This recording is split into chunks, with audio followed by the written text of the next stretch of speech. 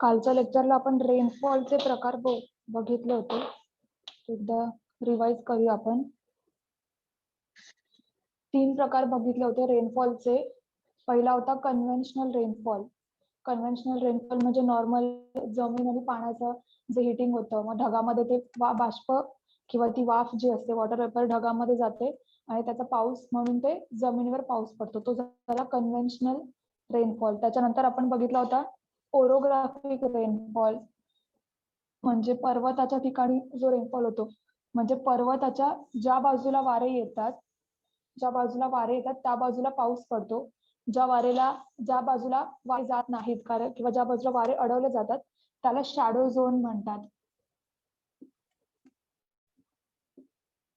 Shadow zone असं म्हणतात कारण तिकडे पाऊस पडत नाही, त्याच्यामुळे भागामध्ये दुष्काळ असतो. जसं की सह्याद्री पर्वताच्या उजवीकडील भागात म्हणजे मराठवाडा विदर्भाचा जो भाग आहे तो शॅडो झोन म्हणून ओळखला जातो किंवा जिथे दुष्काळ पडतो. प्लस हिमालयाच्या वरच्या बाजूचा जो भाग आहे, जसं की तिबेटचे पठार किंवा चायनाचा तो जो रिजन आहे जो हिमालयाच्या लगेच वरती येतो, तो पूर्ण शॅडो झोन आहे, तिथे दुष्काळ पडतो. त्याच्यानंतर आणि तिसरा प्रकार होता सायक्लॉनिक रेनफॉल. सायक्लॉनिक रेनफॉल किंवा आवर्त पाऊस, आवर्त पर्जन्य. म्हणजेच काय, सायक्लोन मी तुम्हाला सांगितलं, सायक्लोनची निर्मिती समुद्रामध्ये होते. चक्रीवादळाची निर्मिती भारताचा हा जो भाग आहे बंगालचा उपसागर, तिथे चक्रीवादळाची निर्मिती होते. मग चक्रीवादळ ज्या वेळेस गोल फिरत फिरत फिरत फिरत काठावर येतं, समुद्राच्या ठिकाणी किंवा समुद्राच्या काठावर ज्यावेळेस चक्रीवादळ येतं त्यावेळेस ते चक्रीवादळ काय वाऱ्याचा प्रकार आहे. म्हणजेच काय, वारा समुद्राकडून जमिनीकडे आला, येताना ते बाष्प घेऊन येणार आणि जमिनीवर आल्यावर पाणी देणार. सायक्लॉनिक रेनफॉल, सायक्लोन्स जे असतात, चक्रीवादळ जे असतात, ते समुद्राकडून जमिनीकडे येताना त्या वाऱ्यांबरोबर बाष्प पण घेऊन येतात आणि ही जी किनारपट्टी आहे तिथे खूप प्रमाणात पाऊस देतात. म्हणून आपण बघितलं कोणतंही चक्रीवादळ आलं तर ओडिसा वगैरे येतं, त्या किनाऱ्याला डिवास्टेशन होतं. किनाऱ्यावरचा जो भाग आहे, घरं, जमिनी किंवा झाडं वृक्ष जे काय असेल त्यांची हानी होते. प्लस त्या ठिकाणी पाऊस पण पडतो. त्याला बोलतात रेनफॉल, आवर्त पर्जन्य. असे 3 प्रकार आपण रेनफॉलचे काल बघितले होते. काल शेवटी लेक्चर थोडा लवकर ऑफ झाला होता म्हणून पुन्हा रिवाइज केलं. ओके, आवर्त वारे, सायक्लॉनिक रेनफॉल, ओरोग्राफिक आणि पहिला होता कन्व्हेन्शनल.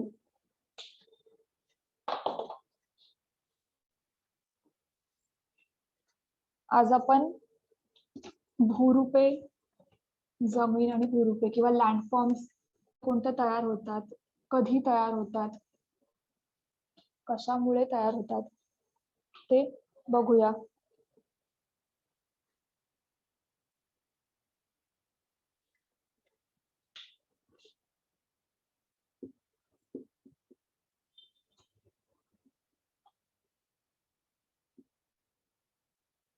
जमीन व भूरूपे, लँड अँड लँडफॉर्म्स. लँडफॉर्म्स किंवा भूरूपे म्हणजे काय, जसं की खंड हे एक भूरूप आहे, पर्वत हे एक भूरूप आहे, लँडफॉर्म आहे. खचदरी तुम्हाला सांगितलं होतं त्या दिवशी कसे तयार होतात. हा झाला तुमचा पर्वताचा भाग, ही झाली तुमची खचदरी किंवा दरी. मला एक्झाम्पल सांगा ह्याचे. भारतामध्ये कोणता असा भाग आहे की जिथे एक पर्वत आहे आणि 2 बाजूंनी नद्या जातात? याचा एक्झाम्पल, हा क्वेश्चन विचारला होता आयोगाला. मला सांगा ह्याचा एक्झाम्पल. सर्वांनी सांगितलं होतं मी एक्झाम्पल. मधल्या बाजूला पर्वत असतो आणि दोन्ही बाजूंना दऱ्या असतात किंवा नदी बोलू शकतो आपण. इथे कोणती नदी वाहते, इथे कोणती नदी वाहते, हा कोणता पर्वत आहे ते सांगा.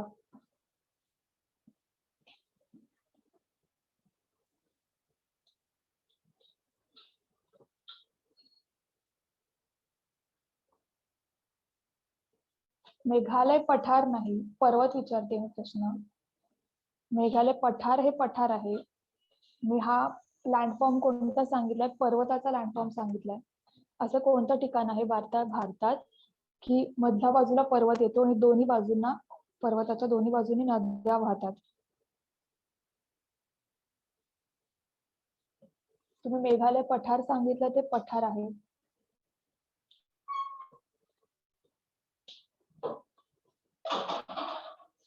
पटकन आन्सर द्या, तर ह्याचा आन्सर मी देणारच नाही. तुम्हाला ते सर्च करावं लागेल, कारण आयोगाला विचारला तो प्रश्न. अटेम्प्ट करा, ट्राय टू अटेम्प्ट. कोण कोण आहेत? नेहा, नीरज, विश्वनाथ, नितेश. अनम्यूट करा आणि आन्सर द्या.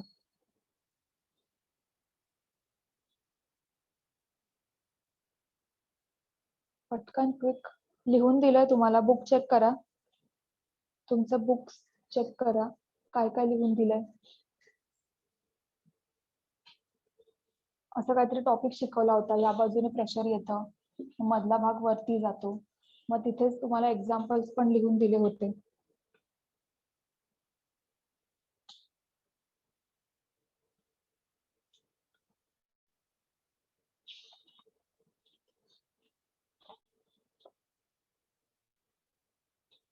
ठीक आहे, तुम्ही सर्च करा. तुम्ही सर्च करा आणि तुमच्या बुक मध्ये लिहा तो कोणता भाग आहे तो.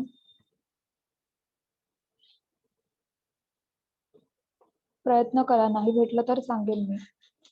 ओके, आता आपण पुढच्या टॉपिक कडे वळूया. जमीन आणि भूरूपे.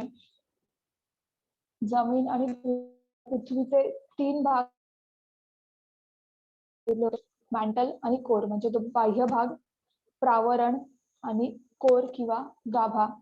मग अर्थच्या क्रस्ट मध्ये जो बाह्य भाग आहे, भू लगतचा जमिनीचा जो भाग आहे, त्या क्रस्ट मध्ये कोणते कोणते एलिमेंट्स किंवा कोणते कोणते मटेरियल्स आपल्याला सापडतात ते बघूया आपण. हे एनसीईआरटी, तुम्ही 12वीचा NCERT, 12th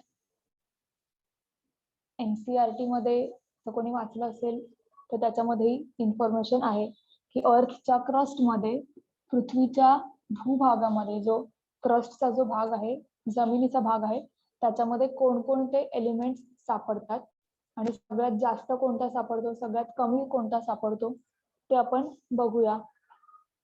okay, oxygen, silica, aluminium, iron, calcium,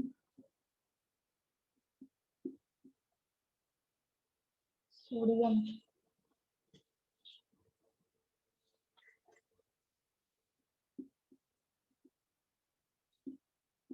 potassium, magnesium.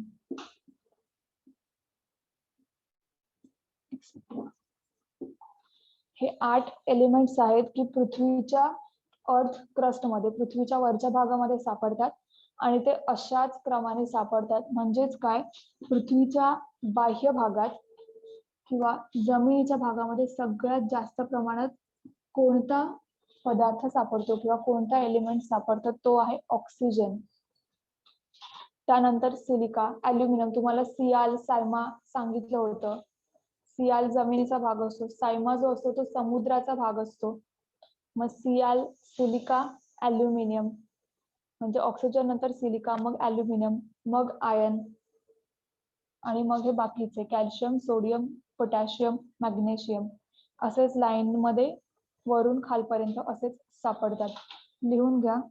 पृथ्वीचा अर्थ क्रस्ट जो भाग आहे, पृथ्वीचा भूभाग जो आहे, त्याचा 98% मास हे ह्या 8 एलिमेंट्सनीच बनलेले आहेत. हे 8 एलिमेंट्स आहेत टोटल. आणि पृथ्वीचा बाह्य भाग 98% भाग पृथ्वीचा किंवा पृथ्वीच्या अर्थ क्रस्टचा 98% भाग हा या 8 एलिमेंट्सनीच बनलेला आहे. आणि ते सगळ्यात जास्त कोणतं, सगळ्यात कमी कोणतं, असं विचारू शकतात तुम्हाला, किंवा लाईन नुसार, क्रमानुसार लावायला सांगू शकतात. सो हे क्रम असाच्या असा लक्षात ठेवा.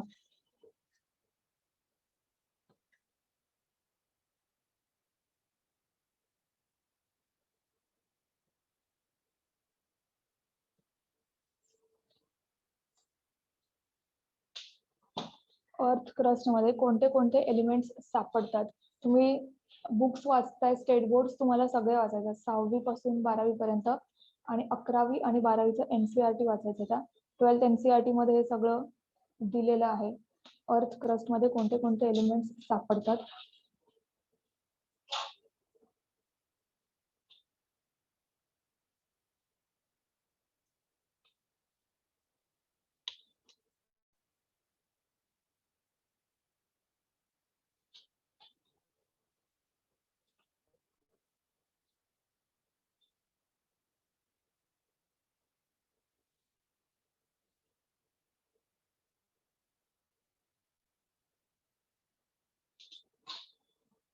विश्वरा, तुम्ही फर्स्ट पासून सगळ्या लेक्चर्सला होतात ना?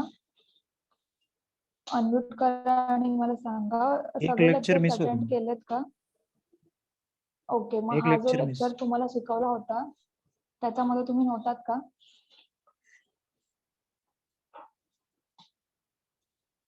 हे ज्या दिवशी शिकवलं होतं तुम्हाला त्या दिवशी तुम्ही नव्हतात का? आठवत नाही मॅडम. ओके. हा येतो विंध्य पर्वत, आणि विंध्य पर्वताच्या बाजूने 2 नद्या वाहतात, नर्मदा आणि तापी.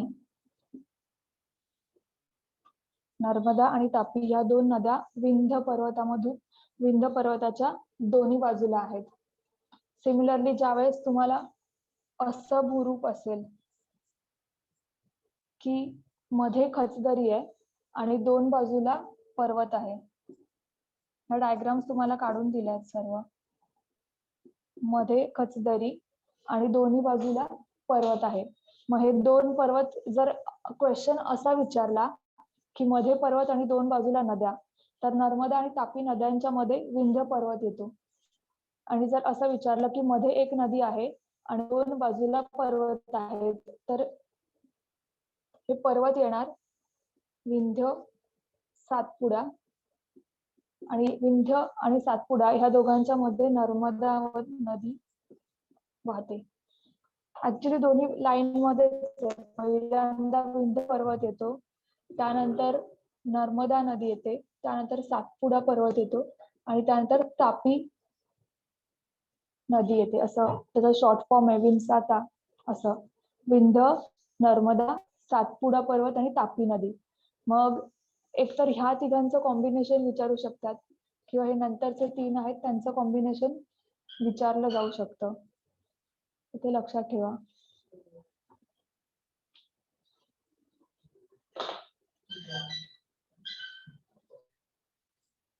ओके.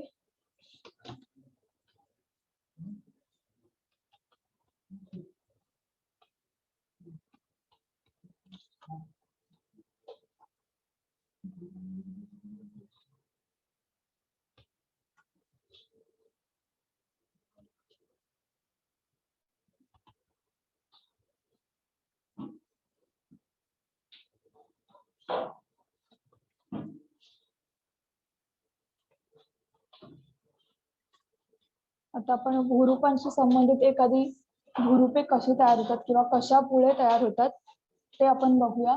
तर त्याच्यासाठी तो टॉपिक आहे वेदरिंग.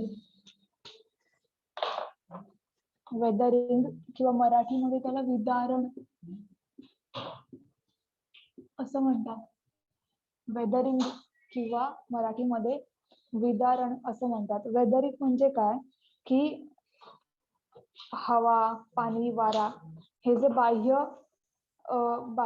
काय बोलतात त्याला, बाह्य जे वातावरणाचा जे पण भाग आहे, जसं की हवा, पर्जन्य, नदी, वारा, या सर्वांमुळे, बाह्य कारकांमुळे, या सर्व कारकांमुळे तुमच्या जमिनीवर किंवा खडकांवर काय परिणाम होतो. फॉर एक्झाम्पल, हवेचा खडकांवर काय परिणाम होतो. जसं असा खडक आहे, एखादा दगड आहे, आणि हवा जर अशी चालत राहिली कंटिन्यू, तर एका पॉइंटला हा वरचा भाग जो आहे तो त्याचा सपाट होऊन जाईल आणि तो दगड असा बनेल, वरचा भाग सपाट होऊन जाईल. किंवा समजा असा मोठा दगड आहे आणि त्याच्या खालच्या बाजूनी हवा चालत राहिली तर काय होईल, ह्या खालच्या भागाची झीज होईल आणि तो दगड असा बनेल, असा. का? कारण हवा जी आहे खालच्या बाजूनी चालते, त्याच्यामुळे खालच्या भागाची झीज होणार. ज्यावेळेस हवा वरच्या बाजूनी जाणार त्यावेळेस वरच्या भागाची झीज होणार. ओके. सिमिलरली काही वेळेस पाण्यामुळे होतं. पाणी ज्यावेळेस दगडामध्ये जातं, दगडामध्ये पाणी मुरतं, त्यावेळेस दगड एक्सपांड होतो. छोटासा दगड असेल त्याच्यामध्ये तो समजा पाण्यामध्ये ठेवला खूप दिवस, तर त्याचा आकार थोडासा वाढणार, एक्सपांड होणार किंवा तो ठिसूळ होणार. सुका कोरडा दगड जर असेल तर तुम्ही ठोकून बघा, तो तुटण्याचे चान्सेस त्या मानाने कमी आहेत. पण जर ओला दगड असेल, तो ओला पाण्यामधला दगड असेल, तो त्याला जर तुम्ही ठोकला तर त्याचा पूर्ण भुगा होणार, तुरा होणार. हे जे प्रकार असतात किंवा बाह्य कारकांमुळे तुमच्या जमिनीवर किंवा खडकांवर किंवा दगडांवर काय परिणाम होतात त्यालाच वेदरिंग किंवा विदारण मराठीमध्ये असं म्हणतात. ओके. मग वेदरिंग जे असतं ते 3 प्रकारचं असतं.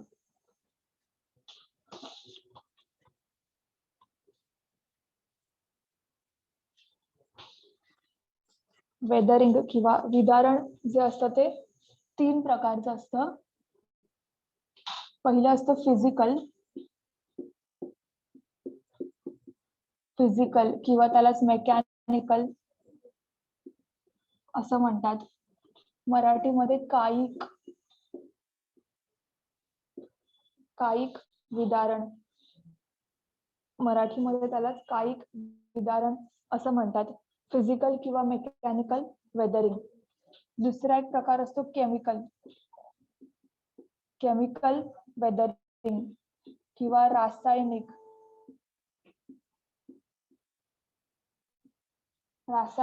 विदारण, केमिकल वेदरिंग. आणि तिसरा जो प्रकार असतो त्याला बोलतात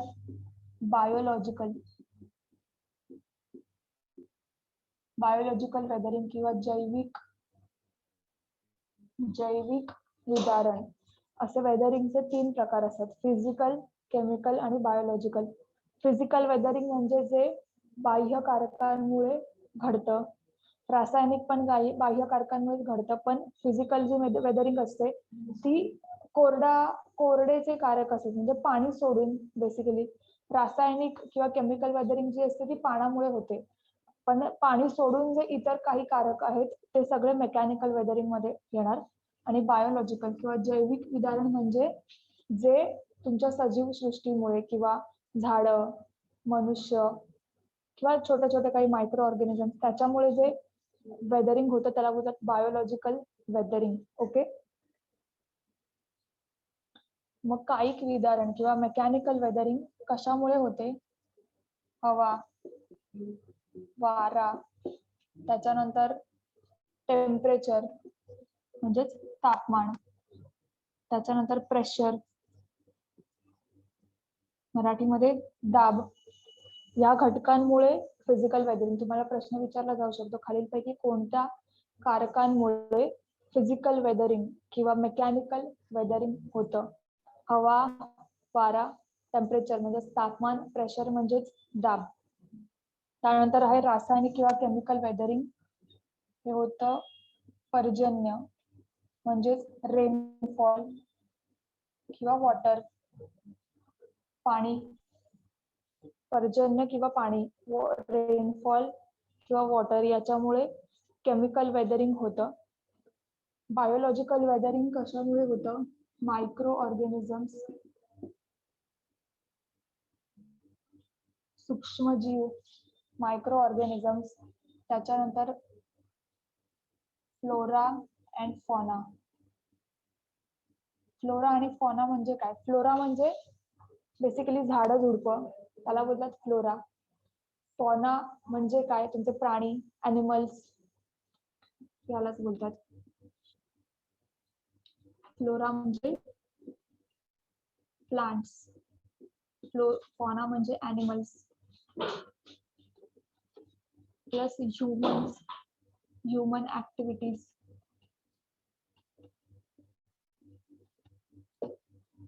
ह्युमन ऍक्टिव्हिटीज म्हणजे काय, तुम्ही आर्टिफिशियली मायनिंग ड्रिलिंग वगैरे करतात, त्यामुळे त्या दगडांचं किंवा त्या जमिनीचं टेक्स्चर बदललं जातं, तेच ह्युमन ऍक्टिव्हिटीज. फ्लोरा आणि फॉना. फ्लोरा म्हणजे प्लांट्स, झाडांमुळे काय होतं, फॉना म्हणजे ॲनिमल्स आणि छोटे छोटे मायक्रो ऑर्गॅनिझम्स. हे आहेत तुमचे बायोलॉजिकल वेदरिंगचे कारक म्हणू शकतात, किंवा ह्या घटकांमुळे वेदरिंग होतं. आता फिजिकल वेदरिंग जे आहे ते कोरड्या हवामानात होतं. कोरड्या हवामानाच्या प्रदेशात, कोरड्या हवामानाच्या प्रदेशात फिजिकल किंवा मेकॅनिकल वेदरिंग होतं. रासायनिक किंवा केमिकल वेदरिंग हे दमट हवामानाच्या प्रदेशात होतं, म्हणजे किनारी प्रदेश किंवा ज्या ठिकाणी समुद्र आहे, नद्या आहेत, पाणी आहे, अशा दमट हवामानाच्या प्रदेशात मॉइश्चर्ड ऍटमॉस्फिअर मध्ये रासायनिक किंवा केमिकल वेदरिंग होतं. आणि बायोलॉजिकल वेदरिंग सर्व टाईपच्या हवामानामध्ये होतं. सर्व हवामानामध्ये बायोलॉजिकल वेदरिंग म्हणजेच कोरडे प्लस दमट, ह्या दोघांमध्येही बायोलॉजिकल वेदरिंग होतं. आता प्रत्येक वेदरिंगच्या काही आपण एक्झाम्पल्स बघूया. एवढं लिहून घ्या तुम्ही सर्वांनी.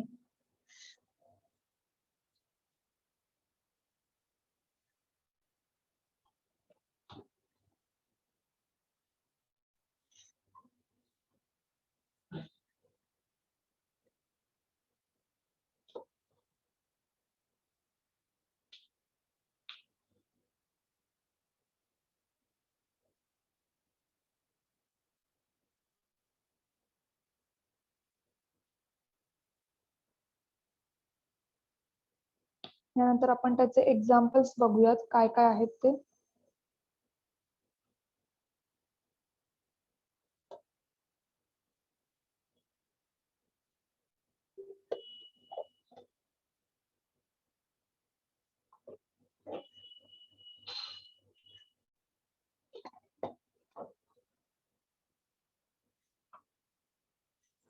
झाले सर्वांचं लिहून.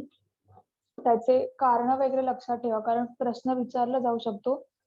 पाण्यामुळे कोणत्या प्रकारची वेदरिंग किंवा विदारण होतं पाण्यामुळे. मग ऑप्शन देतील तुम्हाला फिजिकल, केमिकल, बायोलॉजिकल. आपल्याला बायोलॉजिकल पण त्याचा ऑप्शन आहे, रासायनिक पण, केमिकल पण त्याचा ऑप्शन आहे. कारण बायोलॉजिकल मध्ये तुमचे हे सगळे कारक येणार, बेसिकली सगळंच येणार बायोलॉजिकल मध्ये.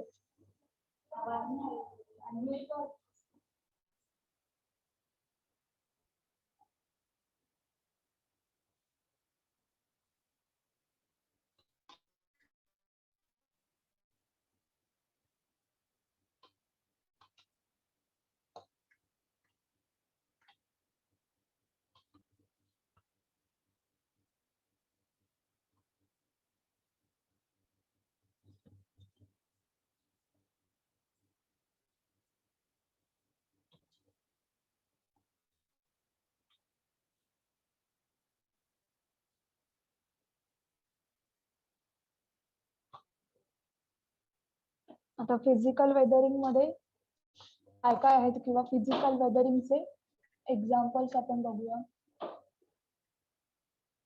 फिजिकल वेदरिंग मुळे काय होतं. पहिला प्रकार आहे, पहिल्यांदा कशामुळे फिजिकल वेदरिंग होतं ते बघूया. टेम्परेचर किंवा तापमानामुळे फिजिकल वेदरिंग होतं. मग तापमानामुळे जे फिजिकल वेदरिंग होतं त्याला बोलतात एक्सफोलिएशन. एक्सफोलिएशन वर आय गेस UPSC मध्ये प्रश्न विचारला होता की एक्सफोलिएशन म्हणजे काय. तापमानामुळे होतं. एक्सफोलिएशन म्हणजे काय असतं की समजा एखादा दगड आहे, जिथे त्या दगडावर दिवसा खूप टेम्परेचर वाढतं त्या दगडाचं, म्हणजे समजा उन्हाळ्याच्या ठिकाणी किंवा राजस्थान वगैरे अशा ठिकाणी एखादा दगड असेल की जिथे राजस्थानमध्ये दिवसा टेम्परेचर खूप असतं 50 आणि रात्रीचं टेम्परेचर खूप खाली जातं. रात्री खूप थंडी असते, जवळपास 15-20 टेम्परेचर असतं रात्रीच्या वेळेस. आणि जवळपास 50 इतकं टेम्परेचर असतं दिवसाच्या वेळेस. मग त्या दगडावर दुपारी खूप त्या दगडाचं टेम्परेचर दुपारी वाढणार, रात्री कमी होणार. म्हणजेच काय, दिवसभरामध्ये त्याला टेम्परेचरचा इफेक्ट खूप होणार. असं जर रोज होत गेलं की दिवसा टेम्परेचर वाढलं, दिवसा त्याला जास्त तापमान मिळणार, रात्रीच्या वेळेस त्या दगडाला कमी तापमान मिळणार. त्याच्यामुळे काय होतं की दगडाचा एक एक लेअर निघत जातो. दगडाचा एक एक लेअर पापुद्रासारखा निघत जातो.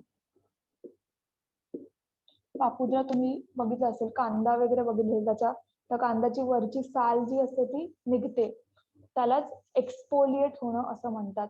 एक्सपोलिएशन म्हणजे एक एक लेअर जो असतो त्या दगडाचा किंवा एक एक पापुद्रा निघत जातो, त्यालाच बोलतात एक्सपोलिएशन. मग एक्सपोलिएशन कशामुळे होतं? तापमानातील फरकामुळे. हे असं लिहून घ्या, तापमानातील फरकामुळे एक्सपोलिएशन ही प्रोसेस होते.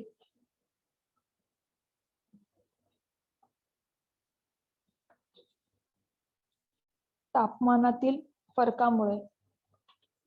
त्यानंतर आहे मेकॅनिकल वेदरिंग चालू आहे आपलं. त्यानंतर आहे फ्रॉस्ट. फ्रॉस्ट म्हणजेच दहीवर. फ्रॉस्ट म्हणजे बेसिकली बर्फाचाच एक प्रकार आहे. मग समजा असा एखादा दगड आहे जो बर्फाच्या ठिकाणी आहे, ओके. त्या बर्फावर समजा, त्या दगडावर समजा बर्फ साचला, तर त्या बर्फामुळे काय होतं की बर्फ समजा एका ठिकाणी साचला, तर रोज जर त्या ठिकाणी बर्फ साचला तर असं थोडासा खड्डा बनेल. त्यानंतर काही वेळाने तो खड्डा वाढेल आणि त्यानंतर काही वेळाने तो असा पूर्ण तडा जाईल त्याच्यामध्ये. या ठिकाणी तडा जाऊ शकते. म्हणजेच काय की नॉर्मल दगडामध्ये बर्फ जातो आणि त्या बर्फ गेल्यामुळे ह्या भागामध्ये त्याला तडा जाते आणि त्या भागामध्ये बर्फ साचतो असा. किंवा खालचा एखादा भाग असतो तो तुटू शकतो असा बाहेर, ओके. ह्यालाच बोलतात फ्रॉस्ट किंवा दहीवर. फ्रॉस्ट किंवा दहीवर याच्यामुळे काय होतं, दगडाला तडे जातात, खडकाला तडे जातात आणि त्याच्यामध्ये बर्फ साचतो. त्या दगडाला मराठीमध्ये छिन्न भिन्न खडक असं म्हणतात. इंग्लिश मध्ये त्याला काय टर्म मला एनसीईआरटी मध्ये दिसली नाही. मराठीचे जे बुक्स आहेत त्याच्यामध्ये त्यांनी दिलंय की हा जो प्रकारचा दगड असतो त्याला छिन्न भिन्न खडक, छिन्न भिन्न दगड असं म्हणतात, ओके. हे होतं फ्रॉस्ट किंवा दहीवर, किंवा नॉर्मली साध्या शब्दामध्ये बर्फामुळे दगडावर काय परिणाम होतो ते. त्यानंतर तिसरा प्रकार आहे क्रिस्टलायझेशन. क्रिस्टलायझेशन मराठीमध्ये स्फटिकी भवन. क्रिस्टलायझेशन किंवा स्फटिकी भवन हा आहे वेदरिंगचा, मेकॅनिकल किंवा फिजिकल वेदरिंगचा तिसरा प्रकार. क्रिस्टलायझेशन म्हणजे काय, क्रिस्टल्स, कसले क्रिस्टल्स असतात, सॉल्टचे क्रिस्टल्स असतात, मीठ. मग क्रिस्टलायझेशन हे सॉल्ट मुळे होतं. म्हणजे राजस्थानचा भाग असेल किंवा समुद्राच्या किनारचा थोडाफार भाग असेल, तिथे क्रिस्टलायझेशन हे मेकॅनिकल वेदरिंग सापडतं. म्हणजेच काय, सॉल्ट जे असतं नॉर्मल दगडामध्ये, आजूबाजूच्या वातावरणात जे सॉल्ट असतं ते त्या दगडाला चिटकतं, किंवा दगडामध्ये जर खड्डे असतील तर त्या खड्ड्यामध्ये ते सॉल्ट जातं आणि त्याच्यामुळे दगड जो असतो तो एक्सपांड होतो. सॉल्ट किंवा मीठ त्या दगडामध्ये गेल्यामुळे. सॉल्ट म्हणजे फक्त नॉट NaCl किंवा सोडियम क्लोराईड असं नाही, त्याच्यामध्ये सोडियमचे कार्बोनेट्स असू शकतात किंवा पोटॅशियम क्लोराईड. हे सगळे सॉल्टचे प्रकार आहेत, फक्त सोडियम क्लोराईड किंवा मीठ असं नाही. पोटॅशियम क्लोराईड किंवा दुसरे पण त्याचे प्रकार आहेत, NaCl, त्याच्यानंतर KCl, असे जे काही प्रकार आहेत ते सगळे सॉल्टचे प्रकार आहेत. ते सगळे त्या दगडामध्ये जाऊ शकतात आणि सॉल्टचा कोणताही प्रकार दगडात गेला की दगड एक्सपांड होतो आणि त्याच्यामुळे तो तुटण्यास सोपा पडतो. हे सगळे दगड तुटतो कसा किंवा दगड कशामुळे तुटतो त्यालाच वेदरिंग बोलतात. मग एक्सफोलिएशन मध्ये दगडाचा एक एक पापुद्रा निघत जातो. फ्रॉस्ट किंवा छिन्न, फ्रॉस्ट म्हणजेच काय, त्या दगडामध्ये बर्फ जातो आणि ते दगडात क्रॅक जातो, तडा जाते त्या दगडामध्ये, त्याला छिन्न भिन्न दगड असे म्हणतात. क्रिस्टलायझेशन मध्ये परत दगडामध्ये सॉल्ट किंवा मिठाचा कोणताही प्रकार जातो, त्याच्यामुळे दगड एक्सपांड होतो आणि पुढच्या काही कारणांमुळे किंवा जर वारा खूपच जोरात वारा आला किंवा चक्रीवादळ वगैरे आलं त्याच्यावर प्रेशर जास्त लागलं तर दगडावर तो दगड तुटू शकतो.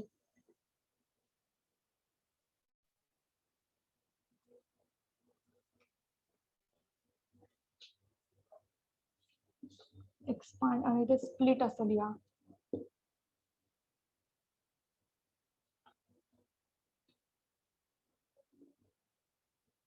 हे आहे तुमचे फिजिकल वेदरिंग किंवा मेकॅनिकल वेदरिंग. कायिक उदाहरण, त्याची काही उदाहरणं.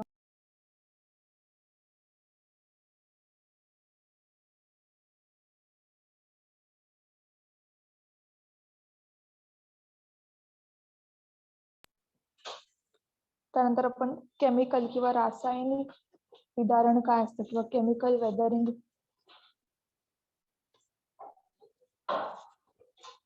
हे एक्झाम्पल्स असेच असेल लक्षात ठेवायचे कारण ते विचारू शकतात. एक्सफोलिएशन हा कोणता वेदरिंगचा प्रकार आहे.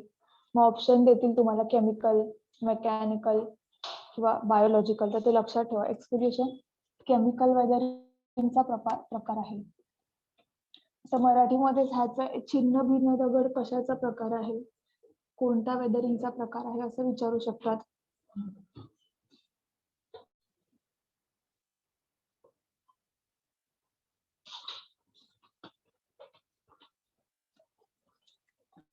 नेक्स्ट आपण बघूया केमिकल वेदरिंग किंवा रासायनिक विदारण. केमिकल वेदरिंगचे काय काय प्रकार आहेत ते बघूया. केमिकल वेदरिंग कशामुळे होतं, रेन वॉटर, पर्जन्य किंवा पाणी, नॉर्मल वॉटर याच्यामुळे केमिकल वेदरिंग होतं. दमट हवामानाच्या प्रदेशात किंवा ज्या भागामध्ये मॉइश्चरचं प्रमाण जास्त आहे त्या भागामध्ये हे होतं. मग त्याचा पहिला प्रकार आहे ऑक्सिडेशन.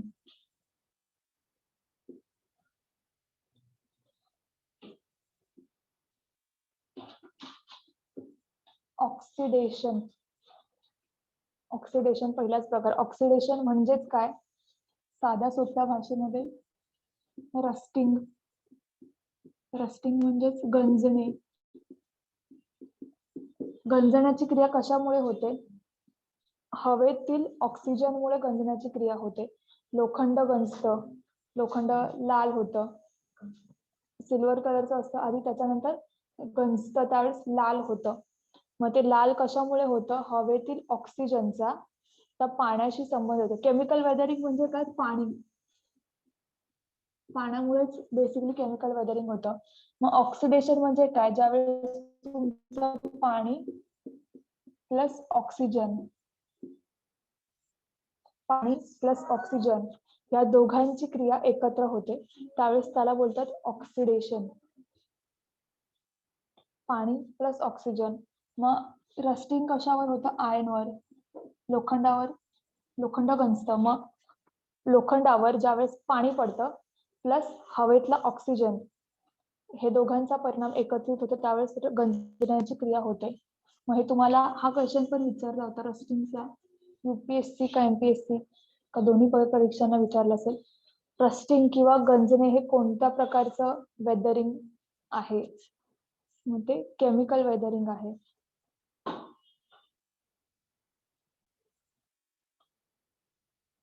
त्यानंतर दुसरा प्रकार आहे कार्बोनेशन. पहिला आहे ऑक्सिडेशन, त्यानंतर आहे कार्बोनेशन. मराठीमध्ये त्याला कार्बनीभवन असं म्हणतात. कार्बनीभवन, कार्बोनेशन. कार्बोनेशन म्हणजे काय, तुमच्या कोणत्याही एलिमेंटवर ज्यावेळेस कार्बन म्हणजे ऑलरेडी केमिकल वेदरिंग म्हणजे ऑलरेडी पाणी आहे, ऑक्सिडेशन मध्ये पाणी प्लस ऑक्सिजन येतं, कार्बोनेशन मध्ये पाणी प्लस कार्बन प्लस इतर कोणताही मेटल म्हणजे कोणत्याही मेटलवर किंवा कोणत्याही दगडावर म्हणा, ज्यावेळेस पाणी आणि कार्बन याचा एकत्रित परिणाम होतो त्यावेळेस कार्बोनेशन ही क्रिया घडते. कार्बोनेशन हे केमिकल वेदरिंग घडतं. पाणी प्लस कार्बन प्लस कोणताही मिनरल. ओके, मग कार्बोनेशनचं एक्झाम्पल काय, तुमचा लाईमस्टोन, लाईमस्टोन किंवा चुनखडक.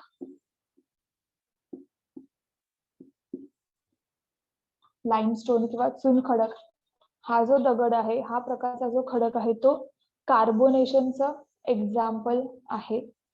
पाणी प्लस कार्बन प्लस तो मिनरल. लाईमस्टोन चुनखडक हे त्याचं एक्झाम्पल आहे.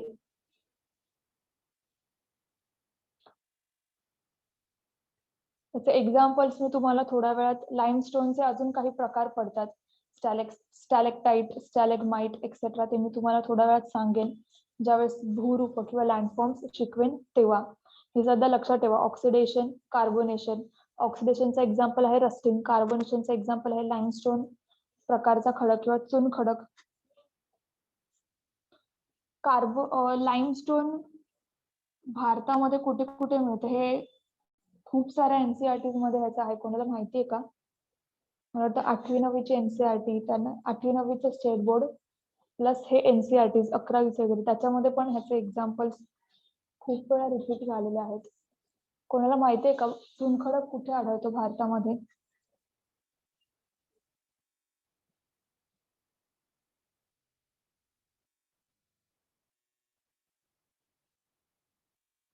भारतामध्ये कुठे आढळतो प्लस महाराष्ट्रात चुनखडक कुठे आढळतो? तुम्हाला महाराष्ट्राचं माहिती असलं पाहिजे.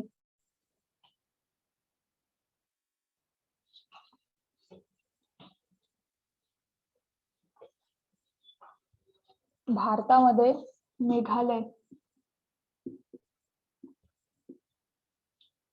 मेघालय या ठिकाणी चुनखडक जास्त प्रमाणात आढळतो. म्हणजे चुनखडकाची गुहाच आहे तिथे, अशी केव आहे मोठी, लाईमस्टोनची केव आहे, चुनखडकाची गुहा आहे. मेघालय, भारतामध्ये मेघालय. महाराष्ट्रामध्ये कोणत्या ठिकाणी लाईमस्टोन आढळतं? महाराष्ट्रामध्ये अहमदनगर.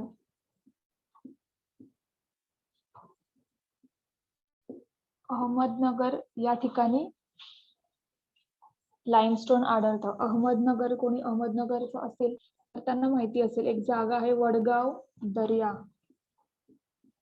वडगाव दर्या, अहमदनगर मध्ये वडगाव दर्या या ठिकाणी लाईमस्टोन किंवा चुनखडकाचे साठे आहेत. कोणी अहमदनगरचा असेल तर त्यांनी सर्च करावं. भारतामध्ये चुनखडकाचे साठे, सर्वात जास्त साठे मेघालय या ठिकाणी आहेत. महाराष्ट्रामध्ये, आपण महाराष्ट्रात राहतो तर महाराष्ट्राचं लक्षात ठेवायचं, अहमदनगर या ठिकाणी, त्याच्यात पण स्पेसिफिक वडगाव दर्या या ठिकाणी चुनखडकाचे साठे, लाईमस्टोन आहे. तिसरा एक प्रकार आहे हायड्रेशन. हायड्रेशन मराठीमध्ये जलीभवन असं म्हणतात. हायड्रेशन म्हणजेच काय, दगडामध्ये पाणी साचणे, दगडामध्ये पाणी साचणे. हायड्रो म्हणजेच काय, पाणी हा टर्म हायड्रा किंवा हायड्रो हा जो शब्द आहे तो पाणी डिनोट करतो. मग दगडामध्ये ज्यावेळेस पाणी साचतं त्यावेळेस तो दगड एक्सपांड होतो किंवा फुगतो आणि तुटण्यासाठी सोपा असतो, लगेच तुटतो. जर तो दगड ऑलरेडी एक्सपांडेड झाला असेल तर त्याला फक्त थोडासा एक चुटकी मारली किंवा तो तुम्ही फेकला जरी तरी तो तुटू शकतो, जर तो पाण्यात असेल किंवा एक्सपांड झालेला असेल तर. एक्सपांड होतो आणि स्प्लिट होतो. ही आहे चौथी पद्धत, हायड्रेशन. आणि त्यानंतर चौथी आहे सोल्युशन. सोल्युशन सोल्युशन म्हणजे काय, तुमचा दगडामध्ये पाणी मिक्स झालं तर नॉर्मल दगड असेल, जर नॉर्मल दगड म्हणजे त्या दगडामध्ये काहीच नसेल, फक्त एक वाळू रेती रेती रेती असेल आणि त्याच्यापासून त्या मातीपासून जर तो दगड बनलेला असेल किंवा खडकाचं जे मिश्रण असेल त्याच्यापासून दगड बनला असेल तर तो फक्त एक्सपांड होईल आणि लगेच थोडा प्रेशर दिला तर तो तुटेल. पण जर त्या दगडामध्ये मिनरल्स असतील, जसं पृथ्वीच्या खाली खाली खाली तुम्ही खोदत गेला तर त्या तिकडे असणाऱ्या दगडांमध्ये तुम्हाला पेट्रोलियम भेटू शकतं, कोणते दुसरे मिनरल्स, लोह, खनिज एक्सेट्रा असे जे मिनरल्स असतील आणि त्यावेळेस त्या दगडामध्ये जर पाणी गेलं तर ते मिनरल्स वितळतात.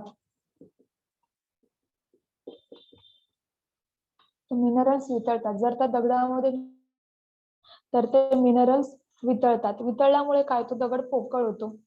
जर त्याचे मिनरल्स वितळले तर तो पोकळ होणार. पोकळ झाला म्हणजेच काय, तो तुटण्यासाठी सोपा असेल.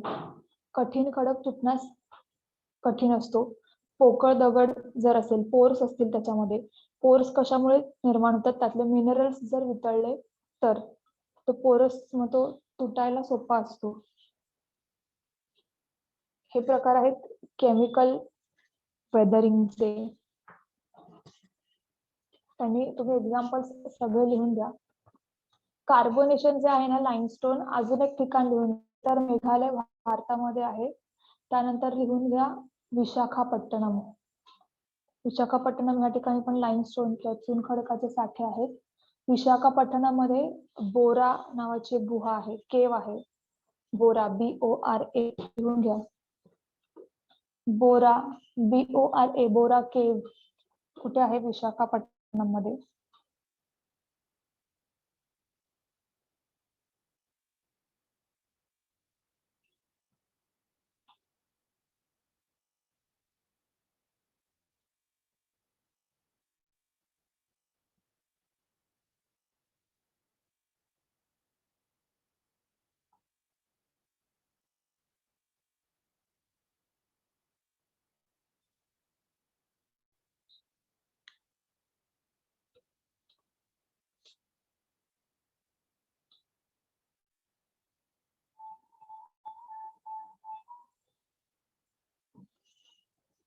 हे झालं तुमचं केमिकल वेदरिंग किंवा रासायनिक विदारण. पहिलं आहे ऑक्सिडेशन. ऑक्सिडेशन म्हणजे ज्यावेळेस पाण्यामध्ये ऑक्सिजन मिक्स होतो आणि ऑक्सिजन आणि पाणी दोघं मिळून कोणत्या तरी मिनरलवर फरक होतो, त्याचा मिनरलवर ते प्रभाव करतात, त्यावेळेस त्याला बोलतात रस्टिंग किंवा गंजणे. पाणी प्लस ऑक्सिजन प्लस आयनवर रस्टिंग होतं. त्यानंतर ऑक्सिडेशनचे अजून एक्झाम्पल्स काय आहेत, फॉर एक्झाम्पल आयनवर जर रस्टिंग झालं तर आयन लाल होतं. त्यानंतर चांदी किंवा सिल्वर जे आहे, सिल्वर ग्रीन कलरचं होतं, हिरव्या कलरचं होतं. त्यानंतर कॉपर जे आहे ते ब्ल्यू कलरचं होतं, ते लिहून घ्या. ऑक्सिडेशन मुळे काय होतं, आयन रेड कलरचं होतं, सिल्वर चांदी जी असते ती ग्रीन कलरची असते होते, कॉपर जे असतं ते ब्ल्यू कलरचं होतं. हे सगळं कशामुळे होतं, ऑक्सिडेशन मुळे.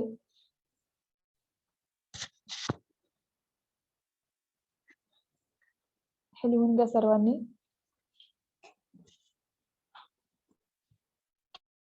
सिल्वर एकदा क्वेश्चन विचारला होता, सिल्वर कोणत्या रंगाचं होतं. सिल्वरवर पाणी किंवा दमट हवामानामध्ये गेलं सिल्वर तर कोणत्या कलरचं होतं, ते सायन्स मध्ये क्वेश्चन विचारला होता, सायन्सच्या हिशोबाने.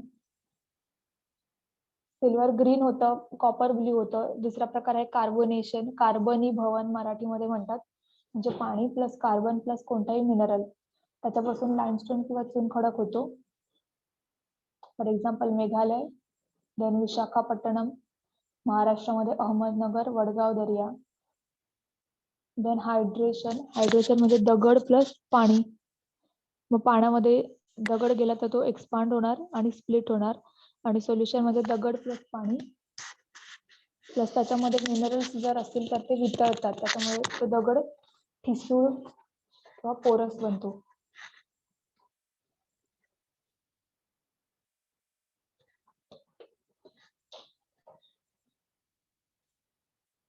त्यानंतर आपण तिसरा प्रकार बघूया.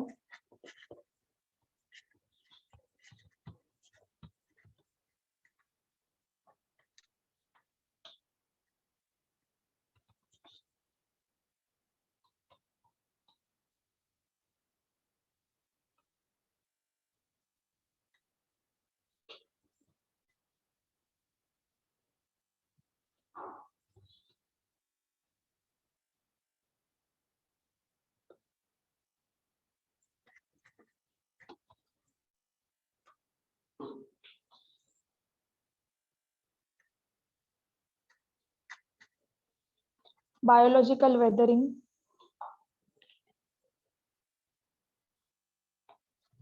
बायोलॉजिकल वेदरिंगचे एक्झाम्पल्स असं नाही आहेत, पण एक लिहून देते.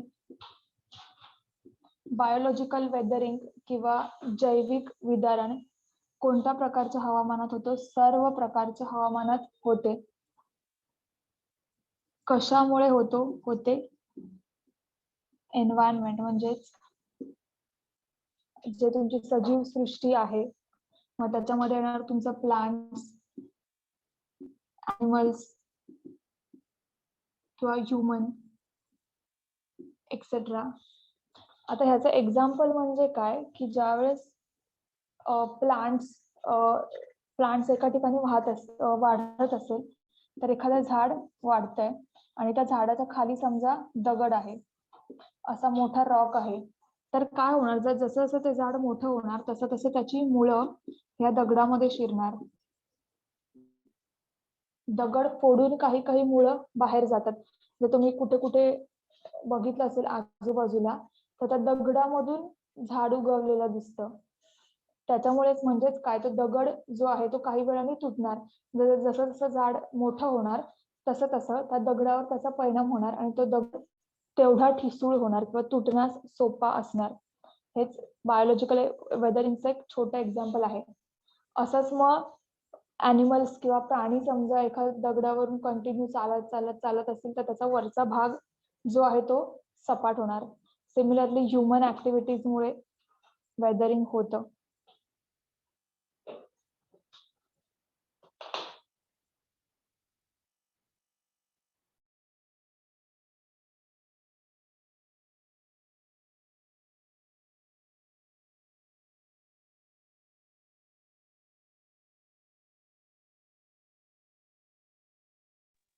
आता आपण भूरूपांचा परिणाम बघूया.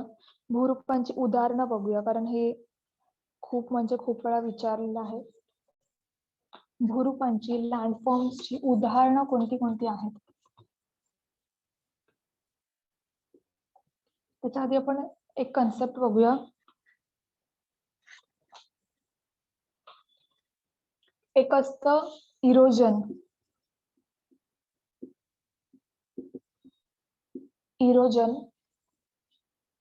इरोजन म्हणजेच क्षरण. आणि एक असतं डिपॉझिशन. डिपॉझिशन म्हणजे भरण. क्षरण आणि भरण. इरोजन आणि डिपॉझिशन म्हणजेच काय? क्षरण किंवा इरोजन म्हणजे काय? समजा वाळू आहे फॉर एक्झाम्पल, वाळूचं क्षरण होणं किंवा वाळू इरोड होणे म्हणजेच काय? एका ठिकाणावरून ती वाळू निघून जाते. आणि वाळूचं डिपॉझिशन म्हणजे काय? तर दुसऱ्या ठिकाणी जाऊन ते डिपॉझिट होते, त्यालाच भरण असं म्हणतात. क्षरण म्हणजे एका ठिकाणावरून निघणे आणि भरण म्हणजे एका ठिकाणी किंवा दुसऱ्या ठिकाणी जाऊन त्याला डिपॉझिट करणे किंवा स्टोअर करणे. हे दोन आहेत, इरोजन आणि डिपॉझिशन.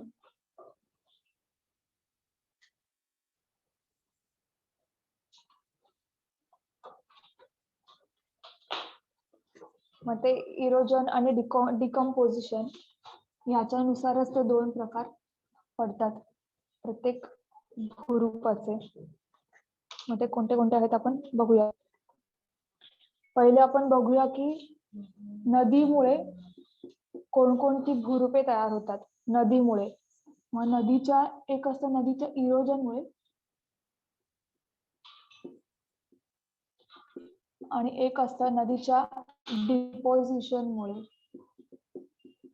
किंवा नदीच्या क्षरण कार्यामुळे आणि एक असतं नदीच्या भरण कार्यामुळे कोणकोणते भूरूपे तयार होतात? नदीची क्षरण कार्य म्हणजे काय? नदी तिच्या बरोबर वाहताना गाळ पण वाहून नेते. मग ज्या ठिकाणाहून वाळ जो असेल तो वाहून नेणार, गाळ वाहून नेणार, ज्या ठिकाणावरून गाळ वाहून नेणार त्याला बोलतात इरोजन. त्या ठिकाणी होणार इरोजन. आणि ज्या ठिकाणी त्या गाळाचं डिपॉझिट करणार, त्या गाळाला ठेवणार त्याला बोलतात त्याचं डिपॉझिशन किंवा भरण. ह्याच्यावर क्वेश्चन डेल्टा वगैरे जे आहे ना ते त्याचे एक्झाम्पल्स आहेत. मग इरोजनचे एक्झाम्पल्स कोणते आहेत? जॉर्ज,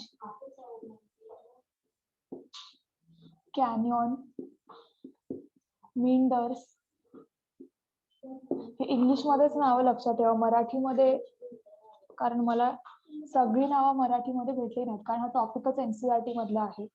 तुम्हाला जर एनसीईआरटी मराठीमधून मिळालं किंवा दुसऱ्या ठिकाणी जर कुठे मराठीमधून नावं मिळाली तर ती लक्षात ठेवा. सध्या इंग्लिश मधून नावं लिहून घ्या. पहिला शब्द आहे जॉर्ज, GEORGE जॉर्ज, कॉमा. दुसरा शब्द आहे कॅनियन, CANYON कॅनियन. तिसरा शब्द आहे मिंडर्स, MEANDERS मिंडर्स. त्यानंतर आहे पॉटहोल्स, POTHOLES पॉटहोल्स. हे लिहून घ्या. त्यानंतर आहे वॉटरफॉल म्हणजेच धबधबा, वॉटरफॉल. त्यानंतर आहे व्ही शेप्ड व्हॅली, व्ही आकाराची दरी, व्ही शेप्ड व्हॅली, व्ही आकाराची दरी.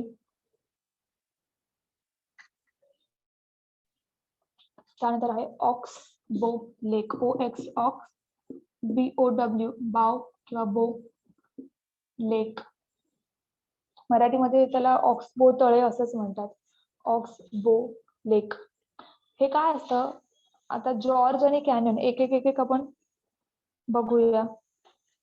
जॉर्ज आणि कॅनियन काय असतं? फॉर एक्झाम्पल हा असा पठाराचा किंवा असा पर्वताचा भाग आहे दोन, आणि ह्या दोन किंवा हार्ड रॉक्स असं बोलतात, हार्ड रॉक, कठीण खडक. हे दोन कठीण खडक आहेत आणि त्याच्यामधून नदी जाते. तुम्ही टीव्ही मध्ये बऱ्याच ठिकाणी किंवा डिस्कवरी चॅनल वगैरे बघितलं असेल त्यावेळेस तुम्हाला असे काही चित्र दिसतात की दोन साइडनी दरी, दोन साइडनी असं कडक मोठा असा दगड असतो आणि त्याच्यामधून पाणी किंवा नदी जाते.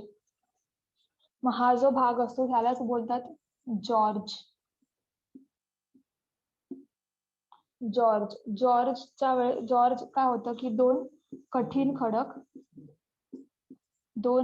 खडक आणि मध्ये नदी,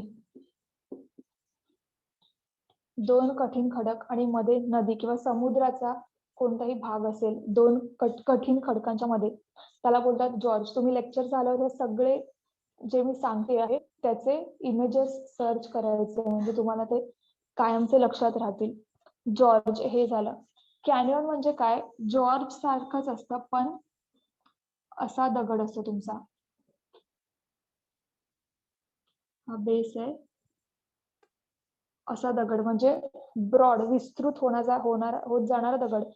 जॉर्ज मध्ये दोन खडक समोर एकमेकांच्या समोर आणि एकदम बारीक थोडीशीच जागा असते त्याच्यामध्ये, हार्डली 1-2 फुटाची जागा असते त्या दोन खडकच्या मध्ये आणि तिथून नदी किंवा पाण्याचा स्रोत वाहतो.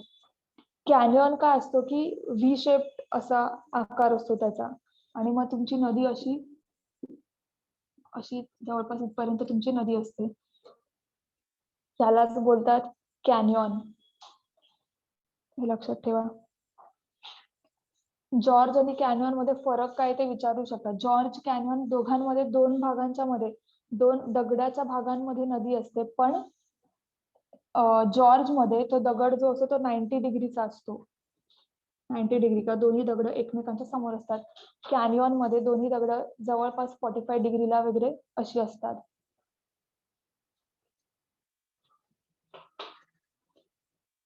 त्यानंतर आहे मिंडर्स. मिंडर्स म्हणजे काय? नदी ज्यावेळेस वाहते ना त्यावेळेस ती तिची नागमोडी वळणे तयार करते ज्यावेळेस नदी वाहते. असं असं मिंडर्सचं तुम्ही सर्च करा, खूप छान इमेजेस मिंडर्सचे मिळतात. म्हणजेच काय, ह्या दोन्ही बाजूला डोंगर असतात आणि मध्ये असं नागमोडी वळण तयार होतं त्या नदीसाठी. त्यालाच मिंडर्स असं म्हणतात, त्या नागमोडी वळणाला मिंडर्स. वॉटरफॉल, वॉटरफॉल म्हणजे धबधबा. उंचावरून असं उंचावरून ज्यावेळेस तुमची नदी वाहते, उंच भाग असेल, उंच भाग म्हणजेच काय, त्यावेळेस हा कठीण खडक असतो.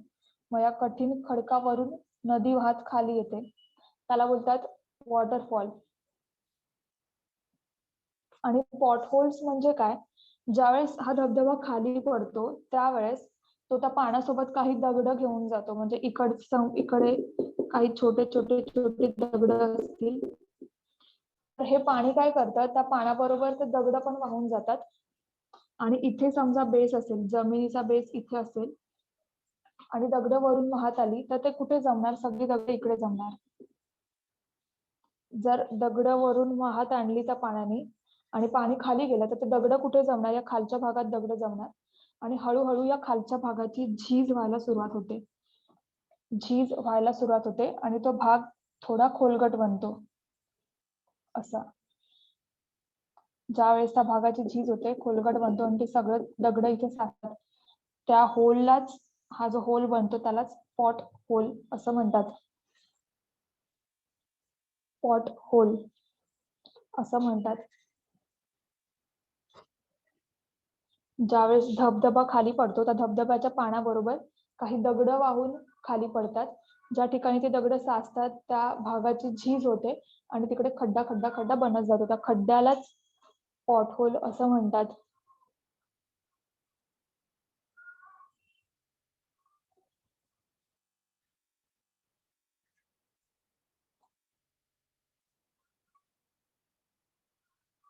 ओके, त्यानंतर आहे V shaped valley. V shaped valley म्हणजे काय, नदी समजा वाहत असेल अशी, तर काही वेळेस ती तिथून वळण घेते.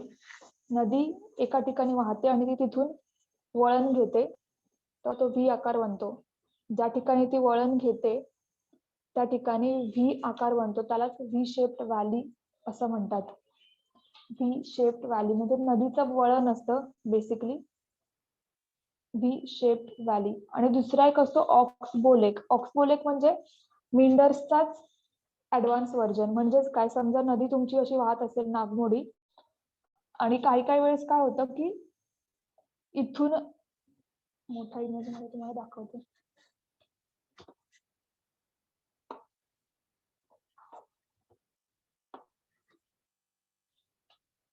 जर नदीचं असं वळण असेल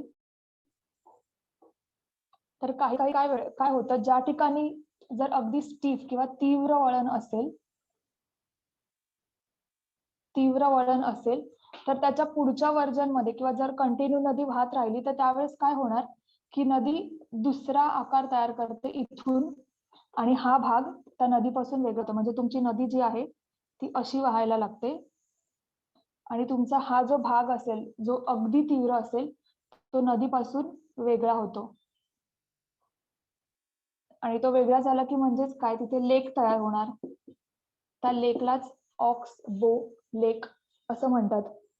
ऑक्सबो लेक. ज्यावेळेस नदीचं वळण तीव्र असेल, अगदी स्टिफ असेल, त्यावेळेस तो भाग हळूहळू जसं जसं नदी वाहत जाते त्यावेळेस नदी दुसरा तिचा मार्ग तयार करते आणि तो भाग नदीपासून वेगळा होतो, तिथे लेक तयार होतो. किंवा तो जो पाण्याचा एरिया असतो त्याला ऑक्सबो लेक असं म्हणतात. हे सगळे नदीच्या क्षरण कार्यामुळे किंवा इरोजनमुळे तयार होणारी भूरूपे किंवा लँडफॉर्म्स आहेत.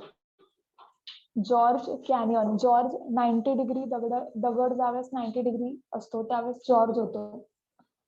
ज्यावेळेस दगडाचा आकार 45 डिग्री असेल, जसं की लास्ट डायग्राम मध्ये तुम्हाला दाखवलं, ते बोलतात कॅनियन. मिंडर्स म्हणजेच नदीची नागमोडी वळणे.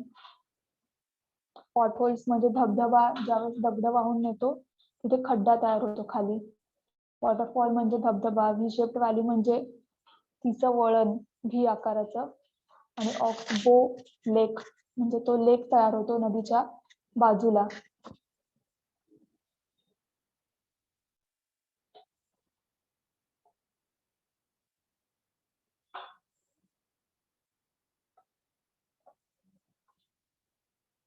हे झालं नदीच्या क्षरण कार्यामुळे तयार होणारे भूरूप.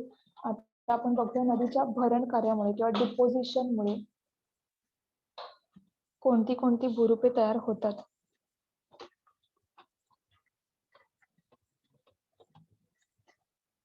सगळ्यांचे तुम्हाला इमेजेस बघायचे आहेत लेक्चर झाल्यावर लगेच.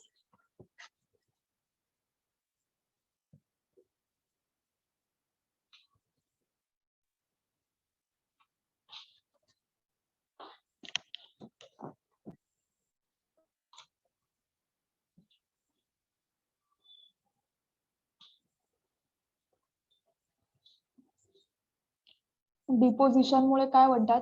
डेल्टा,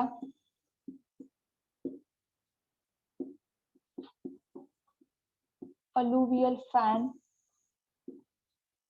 डेल्टा अलुवियल फॅन, त्यानंतर फ्लड प्लेन्स.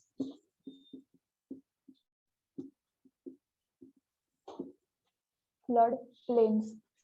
आता डेल्टा आणि अलुवियल फॅनचा अर्थ जवळपास सेम होतो.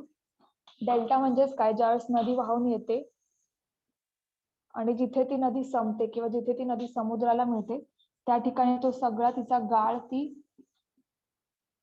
गोळा करते, किंवा सगळा गाळ जो असतो तो नदीच्या शेवटी साचतो, दलदलीचा प्रदेश तयार होतो, त्यालाच बोलतात डेल्टा. काय बोलणार? डेल्टा. असा जर तुमचा समुद्र किनारा असेल तर इथे तो सगळा गाळ ते डिपॉझिट करते नदी, दलदलीचा प्रदेश तयार होतो, त्याला बोलतात डेल्टा. अलुवियल फॅन पण सेम असतो. अलुवियल फॅन म्हणजे काय? बेसिकली गंगा नदीचा जो डेल्टा असतो त्याला अलुवियल फॅन बोलतात. अलुवियल म्हणजे काय? गाळ. गाळाचा जो गंगा नदीच्या ठिकाणी जी माती मिळते, मृदा मिळते, ती अलुवियल सॉइल असते. अलुवियल सॉइल किंवा गाळाची मृदा. मग गंगा नदीचा जो डेल्टा आहे, गंगा ब्रह्मपुत्र ह्याचा जो डेल्टा आहे, जिथे गाळाची मृदा मिळते तो त्यालाच अलुवियल फॅन म्हणतात. आणि बाकी नदी जसं की गोदावरी, कृष्णा, कावेरी ह्या ज्या नद्या आहेत तिथे गाळाची मृदा नाहीये, अलुवियल सॉइल नाहीये, रेड सॉइल वगैरे ह्या सॉइल आहेत, म्हणून त्या नद्या डेल्टा तयार करतात. ओके. आणि दुसरा एक पार्ट आहे फ्लड प्लेन्स. फ्लड प्लेन्स म्हणजे काय? अशी नदी वाहते आणि नदीच्या बाजूचा जो किनारी प्रदेश असतो जिथे पूर येण्याचे चान्सेस असतात. म्हणजे नदीचं नॉर्मल जर रेंज एवढी असेल, पण ज्यावेळेस पूर येतो त्यावेळेस हा आजूबाजूचा सगळा भाग फ्लड्सनी भरतो, पुराने भरला जातो. मग तो जो आजूबाजूचा भाग आहे जिथे पूर येण्याचे चान्सेस असतात किंवा नदीचं ते वाढलेलं क्षेत्र जो असतो जिथे फ्लड्स येतात त्याला फ्लड प्लेन्स असं म्हणतात.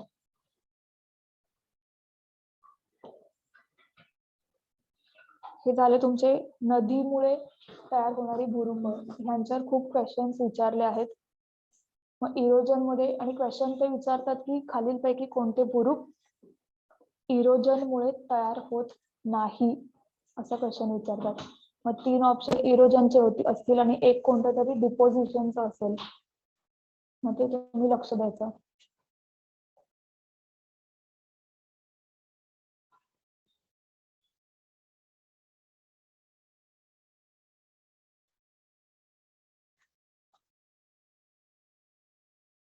अजून काही भूरूप तुम्हाला वेगवेगळ्या बुक्स मध्ये सापडू शकतात. चौधरी सरांचा बुक आहे किंवा दुसरं कोणता तरी रेफरन्स बुक भेटलं तर ते भूरूप इकडे ऍड करत जायचे. नेक्स्ट आपण बघूया हिमनदी किंवा बर्फ, जिथून आपण हिमनदीला काय बोलतात इंग्लिश मध्ये, जो काही शब्द असेल इंग्लिश मध्ये तो. हिमनदी बेसिकली हिमनदी म्हणजे बर्फाची नदी. जसं गंगोत्री ग्लेशियर बोलतात, सॉरी राईट, हिमनदीला ग्लेशियर असं म्हणतात. मग या हिम नदीमुळे कोणकोणती भूरूप तयार होतात ते बघूया आपण.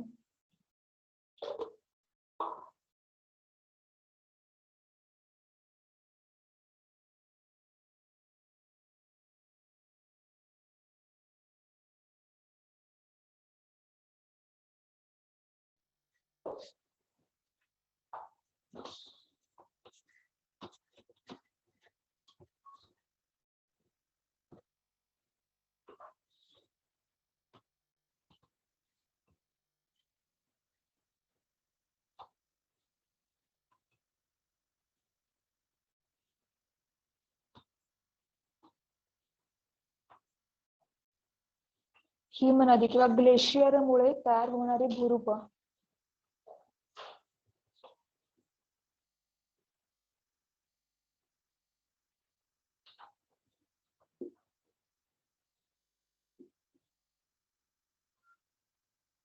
हिम नदी किंवा ग्लेशियर. ग्लेशियरमुळे पण मग आता परत दोन प्रकार पडणार त्याचे, शरण कार्य आणि भरण कार्य.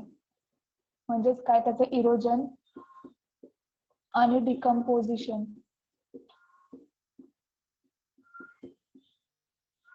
इरोजन आणि डिकम्पोजिशन.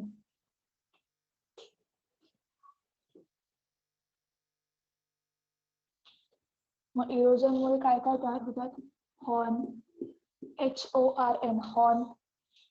त्यानंतर सर्क्यू, सर्क्यू CIRQUE हॉर्न, सर्क्यू. त्यानंतर आहे अरिटीज, ARETES अरिटीज. त्यानंतर आहे हँगिंग व्हॅली.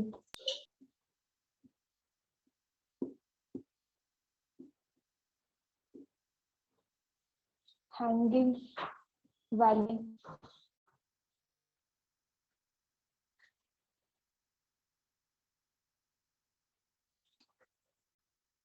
त्यानंतर आहे crag and tail, CRAG crag and tail. या सगळ्यांचे इमेजेस बघितल्यावर तुम्हाला जास्त चांगली क्लिअरिटी येईल. ओके, हे झालं इरोजन कार्यामुळे. Horn, HORN horn, सर्क्यू CIRQUE सर्क्यू. त्यानंतर अरिटीज, ARETES. त्यानंतर हँगिंग व्हॅली. मॅम व्हिडिओ अडकतो. काय व्हिडिओ अडकतो. दिसतंय का तुम्हाला, हे दिसतंय का? कड्यावरच ब्लर दिसतंय मला.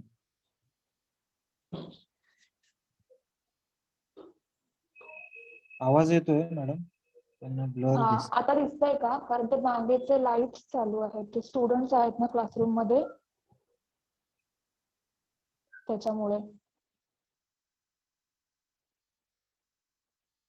तुम्हाला दिसतंय का? मी तुम्हाला ओरली सांगते सगळं. नाही, आवाज येतोय मॅडम, पण थोडस ब्लर आहे. नेटवर्क इश्यू आहे वाटतं. असेल, क्लासचं ते वायफाय ला कनेक्ट केलंय. नो प्रॉब्लेम, मी तुम्हाला सांगते सगळं, तसं तसं तुम्ही लिहून घ्या. ओके. Yes yes ma'am. हा, मग इरोजन मध्ये लिहून घ्या horn, HORN horn, HORN horn. त्यानंतर आहे सर्क्यू, CIRQUE सर्क्यू. त्यानंतर आहे अरिटीज, ARETES अरिटीज. त्यानंतर आहे hanging valley, HANGING hanging valley, VALLY. आणि त्यानंतर आहे crag and tail, CRAG crag and tail, TAIL tail. Crag and tail ते काय काय असतं ते मी तुम्हाला सांगते. आता समजा असं पर्वत आहे, हिमालयाचा पर्वत, कारण हिमनद्या हिमालयातूनच सुरू होतात. असा हा आहे हिमालयाचा पर्वत. हा पर्वत जो आहे त्याचं एक शिखर असं नसतं, त्याची पूर्ण लाईन असते, त्या पीकची पूर्ण लाईन असते. हा जो शिखर असतो त्याला बोलतात हॉर्न. हा जो शिखर असतो त्याला बोलतात हॉर्न, HORN, हॉर्न. ओके. अरिटीज म्हणजे काय की हे जे पिक्स किंवा हे जे शिखर असतात त्यांची एक लाईन असते, पूर्ण एक लाईन असते. तुम्ही जर 3D इमेज तुम्ही जर बघाल इमेजेस मध्ये त्यावेळेस तुम्हाला कळेल, या शिखरांची या हॉर्न्सची लाईन असते, त्या पूर्ण लाईनला बोलतात अरिटीज, ARETES. या पीक्सची पूर्ण लाईन असते त्याला बोलतात अरिटीज.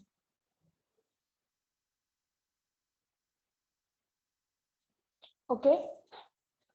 सर्क्यू म्हणजे काय, CIRQUE, सर्क्यू म्हणजे काय, इथे ज्यावेळेस हिमनद्या वाहत येतात ना त्यावेळेस असा ज्या ठिकाणाहून ती हिमनदी जाते त्या साईडला असा खड्डा तयार होणार, त्या खड्ड्याला बोलतात सर्क्यू. म्हणजे समजा इथून हिमनदी वाहत असेल,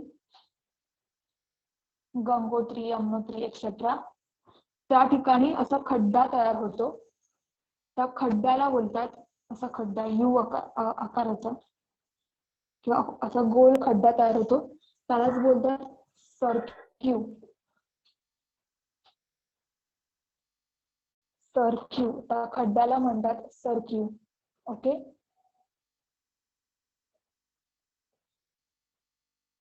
त्यानंतर आहे हँगिंग व्हॅली. हँगिंग व्हॅली म्हणजे काय, हँगिंग व्हॅली धबधब्याचाच प्रकार आहे.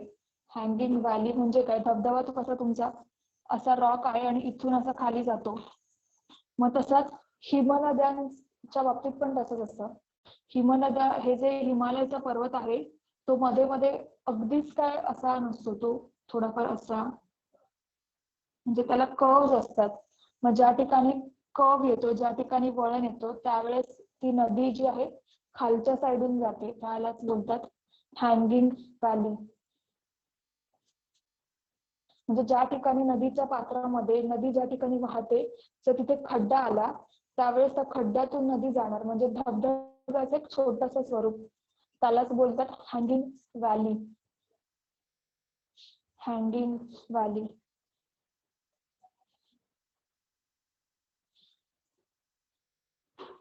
आणि दुसरा एक प्रकार आहे crag and tail. Crag and tail, crag and tail म्हणजेच काय, ज्यावेळेस तुमचा बर्फ किंवा बर्फ वाहत जातो किंवा काय बोलतात त्याला स्नोफॉल वगैरे होतो,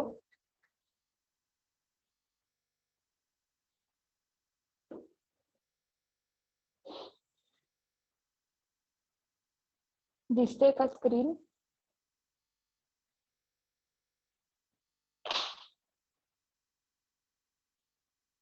स्क्रीन दिसते का?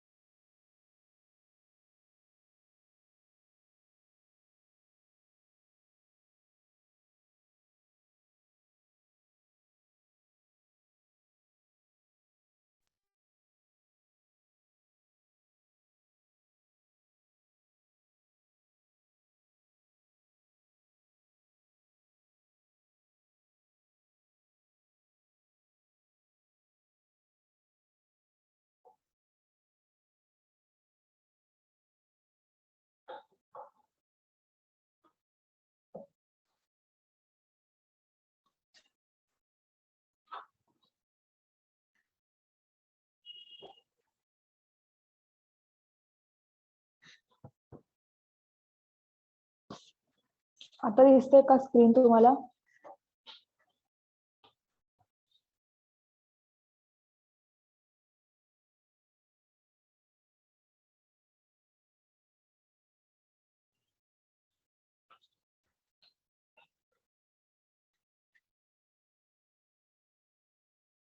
स्क्रीन दिसते का आता सांगा?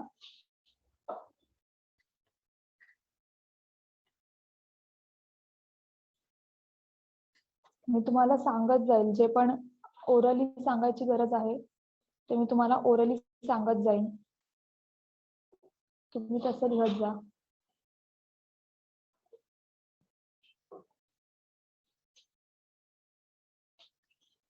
ओके. हॉर्न म्हणजे काय? पर्वत, जे पण पर्वत असतात त्यांचे शिखर किंवा हिमालयाचे जे पीक्स असतात, जी शिखरं असतात त्यांना बोलतात हॉर्न. त्या सिमिलरली त्या शिखरांची एक लाईन ज्यावेळेस तयार होते त्यावेळेस त्याला बोलतात अरिटीज. त्या शिखरांची लाईन तयार होते त्यावेळेस त्याला बोलतात अरिटीज. तुम्ही या सर्वांचे इमेजेस सर्च करायचे, डायग्राम्स बघायचे कशा दिसतात. सर्क्यू म्हणजे ज्यावेळेस नदी ज्या पात्रातून वाहते किंवा गंगोत्री, यमुनोत्री हे जे ग्लेशियर्स त्या पात्रातून वाहतात त्या पात्रामध्ये असा थोडासा खोलगट आकार तयार होतो त्याला बोलतात सर्क्यू. हँगिंग व्हॅली म्हणजे धबधब्याचा एक छोटासा रूप. म्हणजे नदी जर वाहत असेल आणि मधून जर खड्डा आला तर त्या खड्ड्यातून ती नदी वाहत जाणार, त्यालाच बोलतात हँगिंग व्हॅली. आणि नेक्स्ट प्रकार आहे क्रॅग आणि टेल. क्रॅग आणि टेल म्हणजेच काय? ज्यावेळेस बर्फ, समजा एक असा दगड आहे, कोणताही दगड आहे आणि त्या दगडाच्या वरून बर्फ जातोय, दगडाच्या वरती असा बर्फ साचलेला आहे,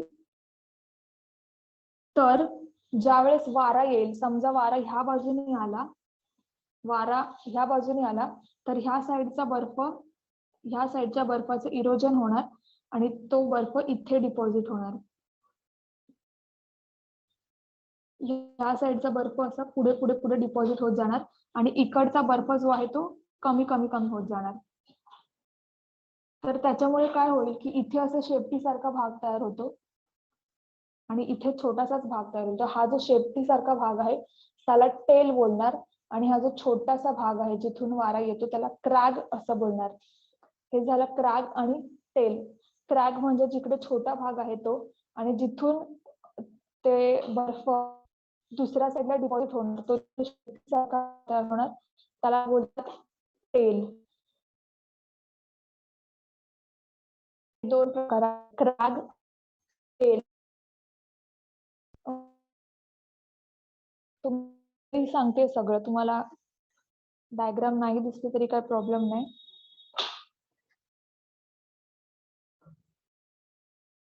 ओरली सर्वांनी लक्षात ठेवा.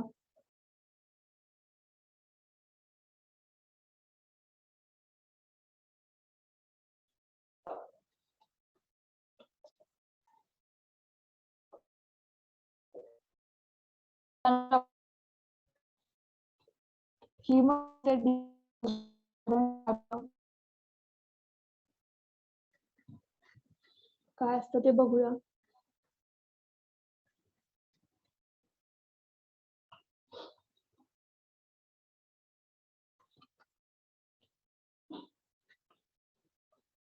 भरण कार्य म्हणजे काय? तुम्हाला नॉर्मल नदीचं भरण कार्य मगाशी सांगितले. नॉर्मल नदीचं डिकम्पोजिशन वर्क काय? नदी वाहते जिकडे प्रदेश आणि हिमचं डिकम वर्क डेल्टा जिथे होता त्यावेळेस तिथे गाळाचं किंवा गाळ साचत होता. आता ह्यावेळेस ह्याचा जो डेल्टा तयार होईल तिथे बर्फ साचेल, त्यालाच बोलतात मोरेन्स.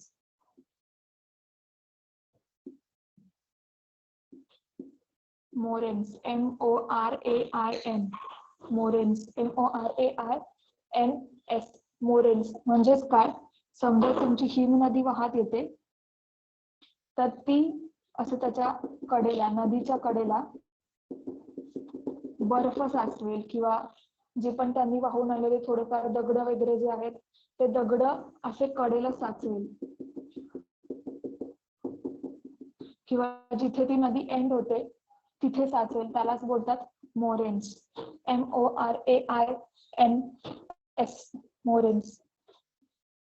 मोरेन्स म्हणजे त्या नदीने, हिम नदीने वाहून आणलेला बर्फ किंवा थोडीफार दगड असतील, छोटे छोटे दगड असतील किंवा इतर काही पदार्थ असतील ते त्या कडांना साचवत जाते. त्या नदीच्या काठावर साचत जातात सगळे किंवा नदी जिथे संपते तिथे ते सगळं स्टोअर केलं जातं, साठवलं जातं. त्यालाच मोरेन, MORAIN, मोरेन असं म्हणतात. ओके. जर तुमचा हे नदीचं कार्य भरण कार्य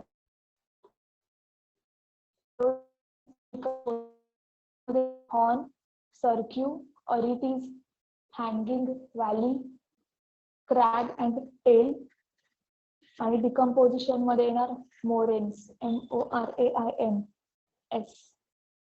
मोरेन्स.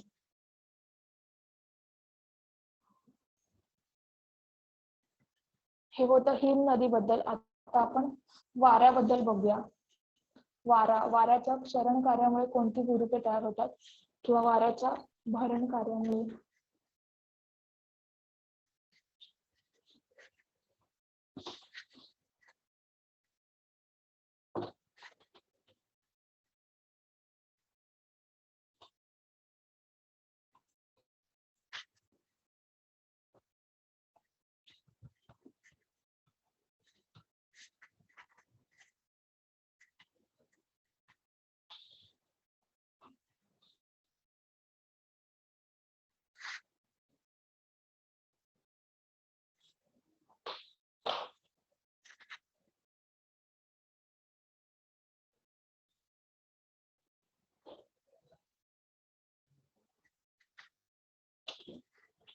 वारा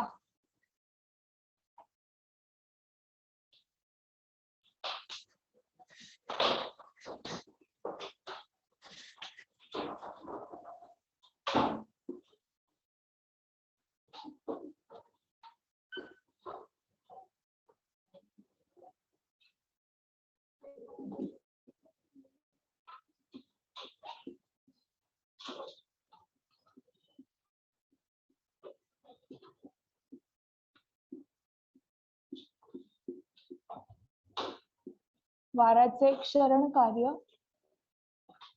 आणि भरण कार्य, इरोजन आणि डिकम्पोजिशन वाऱ्याचे, त्याच्यामुळे काय काय होतं ते आपण बघूया.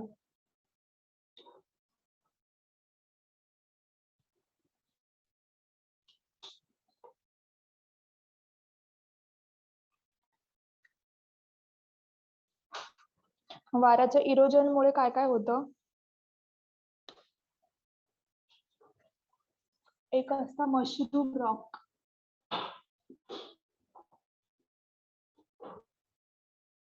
मशरूम रॉकला मशरूम खडक असंच म्हणतात.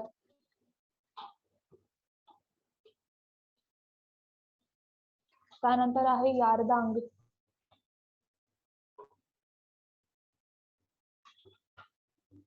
यारदांग,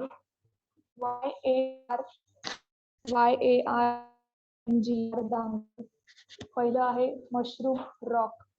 त्यानंतर आहे हमाडा. हमाडा, HAMADA, हमाडा हा तिसरा प्रकार.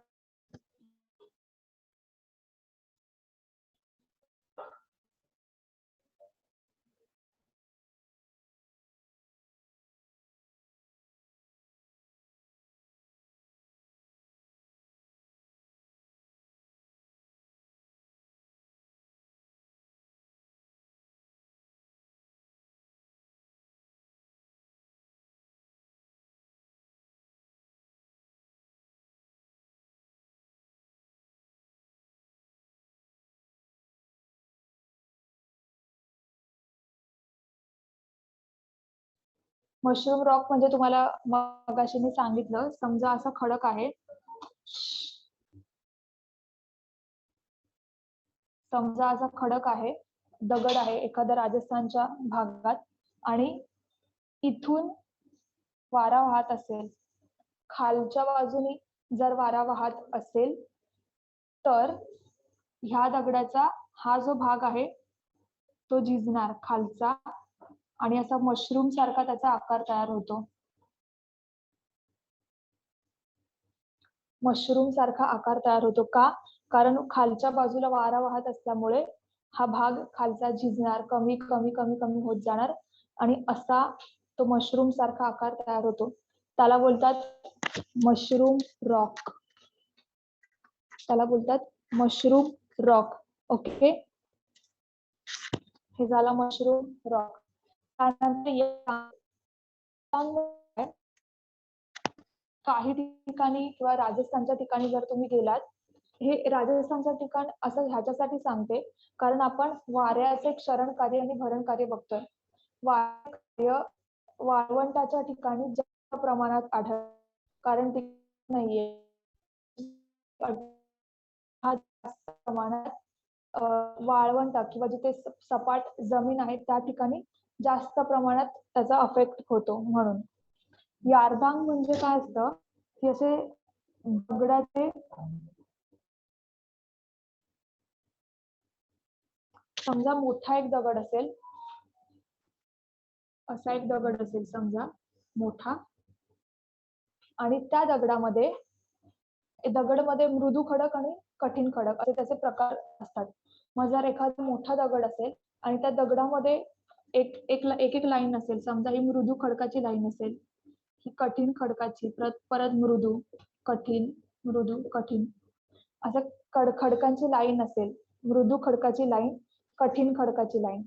तर काय होतं, जसा जसा वारा येत जाईल, समजा वारा खालून असा जाणार असेल, वारा दक्षिण उत्तर असेल, समजा दक्षिणेकडून उत्तरेकडे, तर ज्या साईडने वारा जाईल तर हळूहळू काय होईल, मृदू खडक झिजणार. म्हणजे सुरुवातीला जर अशी त्याची बेस लाईन आहे तर मृदू खडक असा जाणार. हे जे मृदू खडक आहेत ते असे जाणार,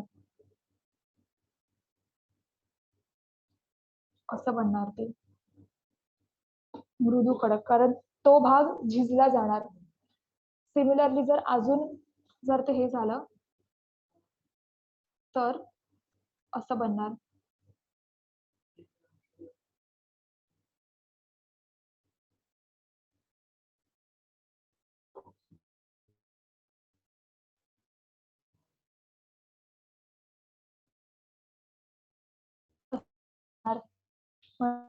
तुमचे मृदू खडकांचा जो भाग होता तो अजून झिजला जाणार, आणि जसं जसं ते शेवटी जाणार तर ज्यावेळेस शेवटी गेल्यावर फक्त अशा 3 कठीण खडकांच्या लाईन्स उरणार आणि मृदू खडक सह त्याची पूर्णपणे झीज झालेली असणार.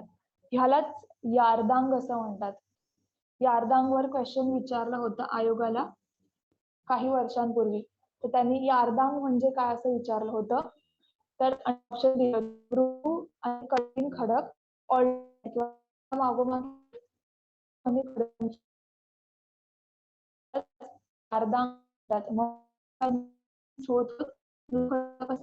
मागे सरकतात आणि शेवटी फक्त कठीण खडकांच्या ज्या लाईन्स असतात ते उरतात. त्याला यारदांग असं बोलतात. मृदू आणि कठीण खडक ऑल्टरनेट असतात, एका मागोमाग एका नंतर, त्याला बोलतात यारदांग. ओके.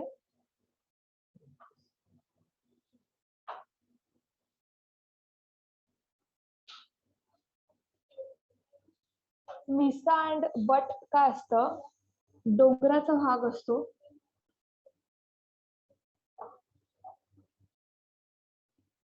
समजा असा तुमचा डोंगर असेल, ओके. आता सेम डोंगराच्या अर्ध्या भागामध्ये तुमचा कठीण खडक असेल, हा अर्ध्या भागात कठीण खडक असेल आणि अर्ध्या भागात मृदू खडक असेल. आणि जर तुमचा वारा येत असेल समजा मृदू खडकाच्या साईडनी वारा येत असेल, तर काय होणार, हळूहळू पहिल्यांदा वरच्या भागाची झीज होणार आणि ते असं दिसणार. थोडासा मृदू खडक खाली खाली खाली सरकणार.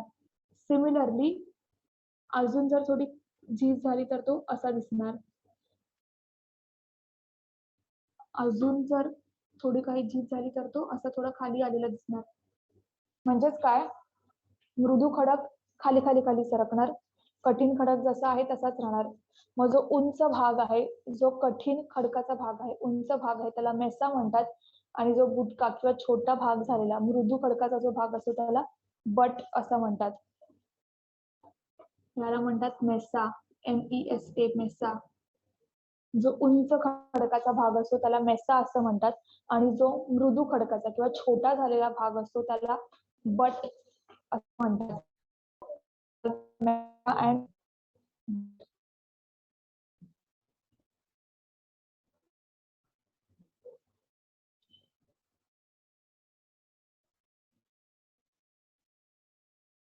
वाऱ्याच्या इरोजन किंवा क्षरण कार्यामुळे कोणकोणती भूरूपे तयार होतात ते.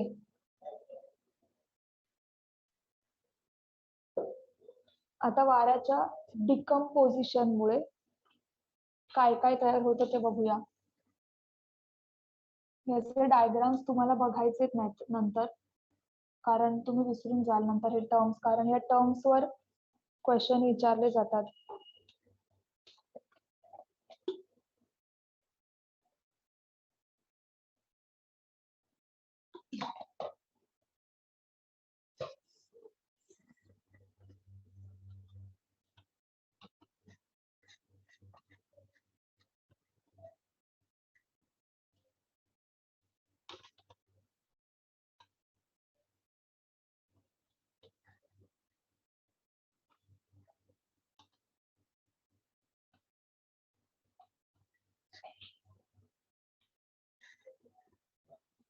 डिकम्पोजिशन मध्ये कोणते कोणते एक्झाम्पल्स काय आहेत ते आपण बघूया. पहिलं आहे sand dunes. Sand dunes, SAND sand, DUNES dunes. Sand dunes म्हणजे वाळूच्या टेकड्या, उंच ज्या टेकड्या असतात त्या. त्यानंतर आहेत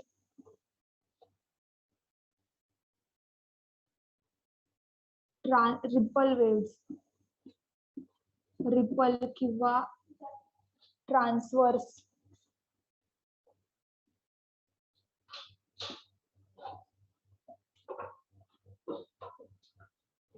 रिपल किंवा transverse waves, sand dunes.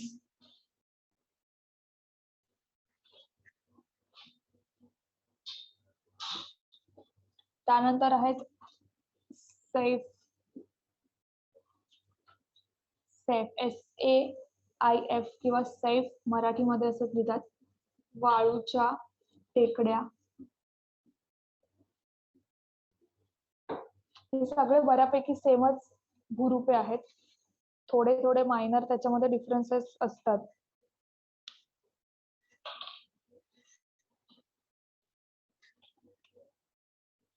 Sand dunes म्हणजे काय? अशा टेकड्या असतात वाळूच्या, ज्या ठिकाणी मैदानी भाग आहे किंवा राजस्थानचं मैदान वगैरे असा मैदानी भाग आहे, त्या ठिकाणी सँड ड्यून्स म्हणजे वाळूच्या टेकड्या बघायला मिळतात. Sand dunes.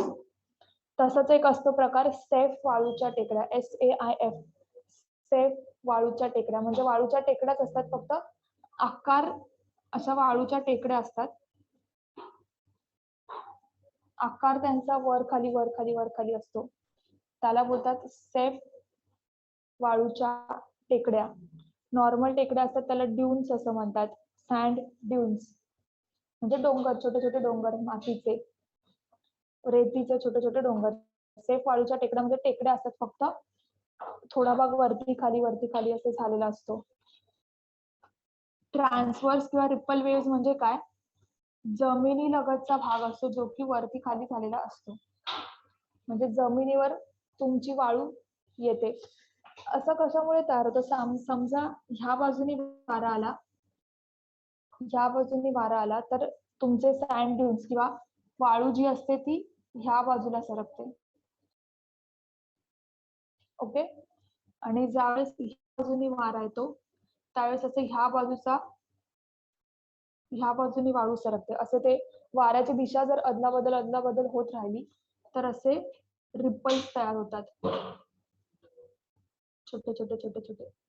त्यालाच बोलतात रिपल किंवा ट्रान्सवर्स वेव्स. मग ह्या भागाला तुम्ही वरून बघितलं तर ते असं नदीसारखं असल्यासारखं वाटतं, वाळूची नदी असल्यासारखं वाटतं, म्हणून त्याला रिपल किंवा ट्रान्सवर्स वेव्स असं म्हणतात.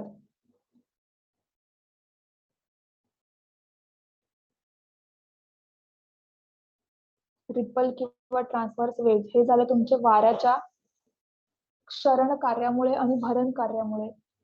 इरोजन आणि डिकम्पोजिशन. इरोजन मुळे आहे मशरूम रॉक, यारदांग, हमाडा, मिसा अँड बट. आणि भरण कार्यामुळे होतो किंवा डिकम्पोजिशन मुळे सँड ड्यून्स, रिपल किंवा ट्रान्सव्हर्स वेव्स, सैफ वाळूच्या टेकड्या इत्यादी.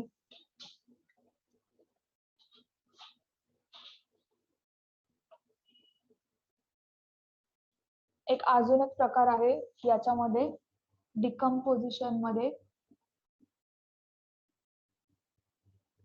बारखाण. इंग्लिश मध्ये त्याला BARKHAN बारखाण असं म्हणतात. बारखाण म्हणजे काय?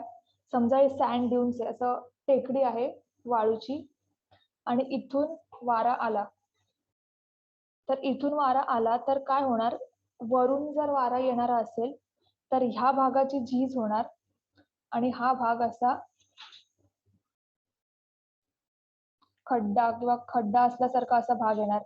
किंवा नॉर्मली जर तुम्ही बघत असेल कुठल्या ठिकाणी कन्स्ट्रक्शन चालू असेल तर डॉग्स किंवा कुत्रे वगैरे ह्या ठिकाणी येऊन बसतात आणि असा खड्डा होतो. सिमिलरली जर तुम्ही वाळूच्या ठिकाणी गेलात तर ह्या साईडनी वारा आला तर ह्या भागामध्ये खड्डा होणार आणि चंद्रकोरी सारखा आकार तयार होतो. चंद्रकोर हा क्वेश्चन विचारला होता.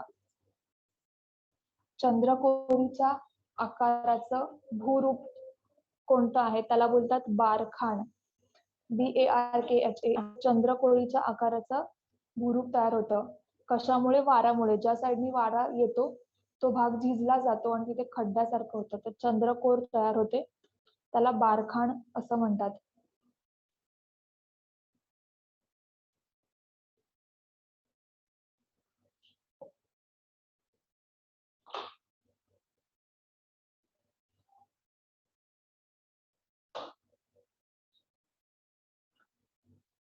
त्यानंतर आपण बघूया सागरी लाटांमुळे कोणती भूरूप तयार होतात. सागरी लाटा किंवा टाइड किंवा वेव्स, वॉटर वेव्स.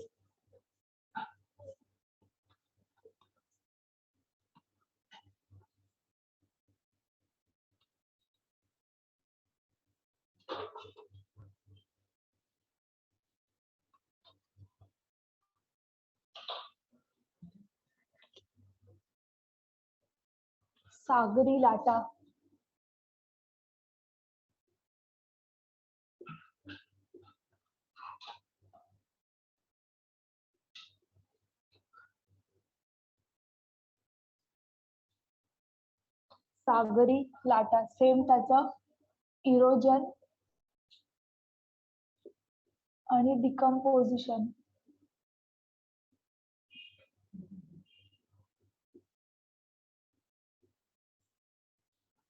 इरोजन आणि डिकम्पोजिशन म्हणजे क्षरण आणि भरण कार्य.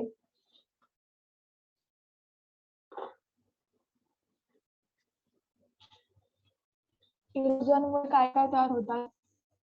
स्टॅक.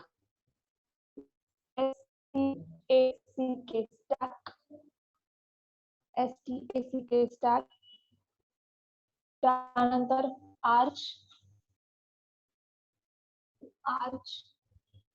त्यानंतर CAVE केव. त्यानंतर क्लिफ, CLIFF क्लिफ. त्यानंतर आहे बे,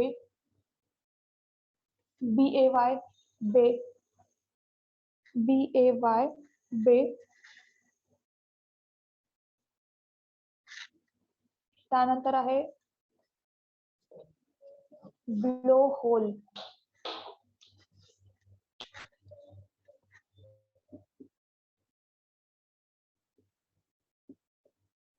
blow hole, BLOW blow, HOLE hole. आता काय काय असतं ते सांगते. आता समजा एक समुद्र आहे आणि त्या ठिकाणी त्या समुद्रामध्ये असा मोठा एक दगड आहे त्या समुद्रामध्ये मोठा दगड आहे. मग त्या दगडावर हवेचा काय काय परिणाम होतो ते बघूया.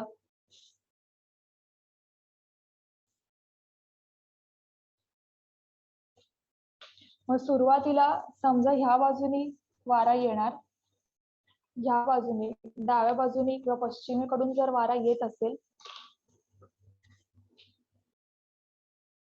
किंवा आपण त्याचा फ्रंट व्ह्यू बघूया. समजा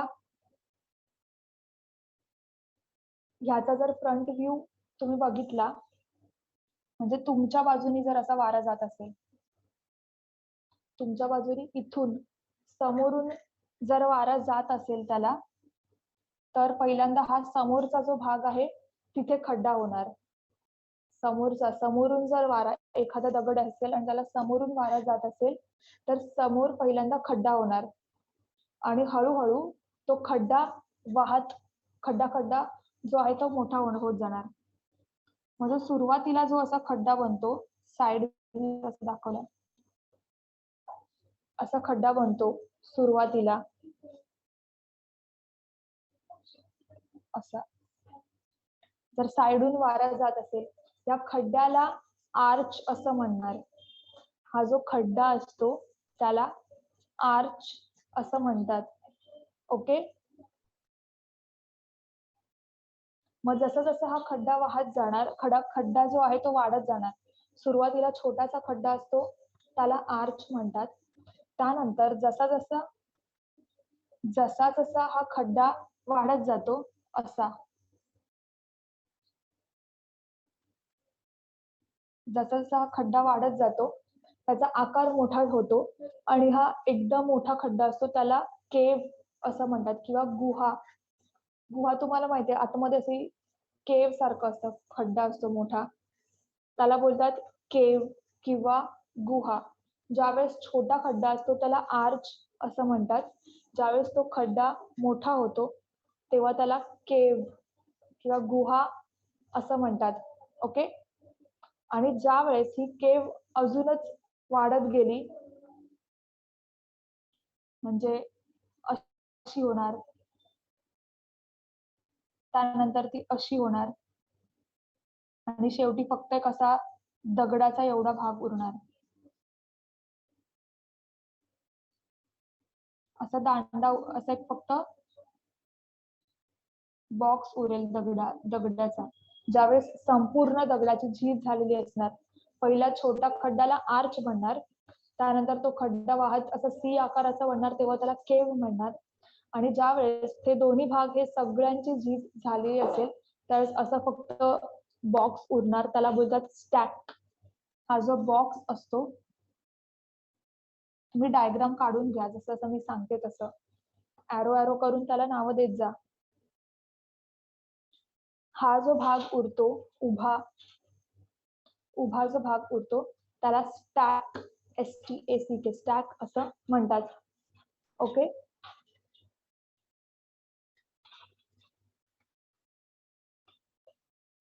त्यानंतर आता समजा असं समुद्राच्या बाजूला डोंगर असेल एखादा, किंवा पहाड असेल, छोटी टेकडी असेल, समुद्राच्या बाजूला छोटीशी टेकडी असेल, त्या टेकडीचा जो पीक असतो त्याला क्लिफ असं म्हणतात. त्या टेकडीचा, समुद्राच्या बाजूला एखादी टेकडी असेल, त्या टेकडीचा जो पीक असतो, हायएस्ट पॉइंट जो असतो, छोटासाच असतो, छोटीशी टेकडी असते, त्याला क्लिफ असं म्हणतात. ओके. आता ब्लो होल म्हणजे काय? ब्लो होल म्हणजे काय? समजा हा दगड जो मगाशी तुम्हाला दाखवला,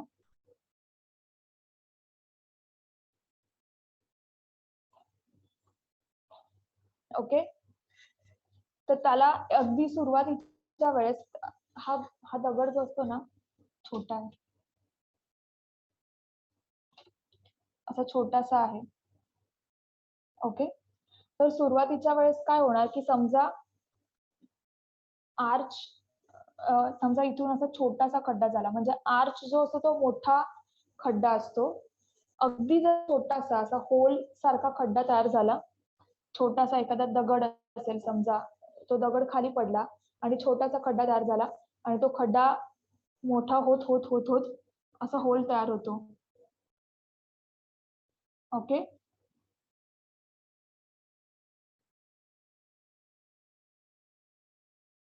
ओके. असा होल तयार होतो, छोटासा होल तयार होतो आणि त्याला अशी वरती जागा मिळते आणि पाणी इथून समजा पाणी असेल मोठं, तर त्या होल मधून पाणी जाणार आणि असं बाहेर पाणी पडणार. त्याला बोलतात ब्लो होल. Blow hole. तुम्हाला मोठा डायग्राम मध्ये दाखवते म्हणजे कळेल. असा समुद्र आहे.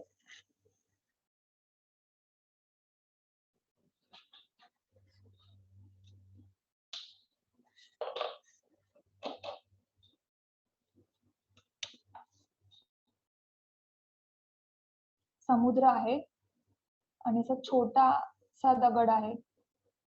ओके.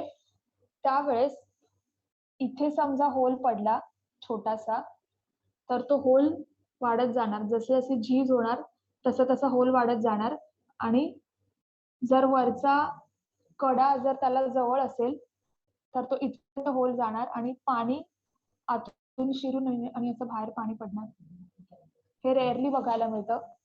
त्याला ब्लो होल असं म्हणतात. तुम्ही नंतर इमेज सर्च करा म्हणजे तुमचं आयडियाज क्रिस्टल क्लिअर होतील. हा झाला ब्लो होल. आणि एक आहे बे, जसं की बे ऑफ बेंगॉल, म्हणजे ज्या वेळेस समुद्राचा तिन्ही भाग जमिनीने वेढलेला असतो त्याला बोलतात बे.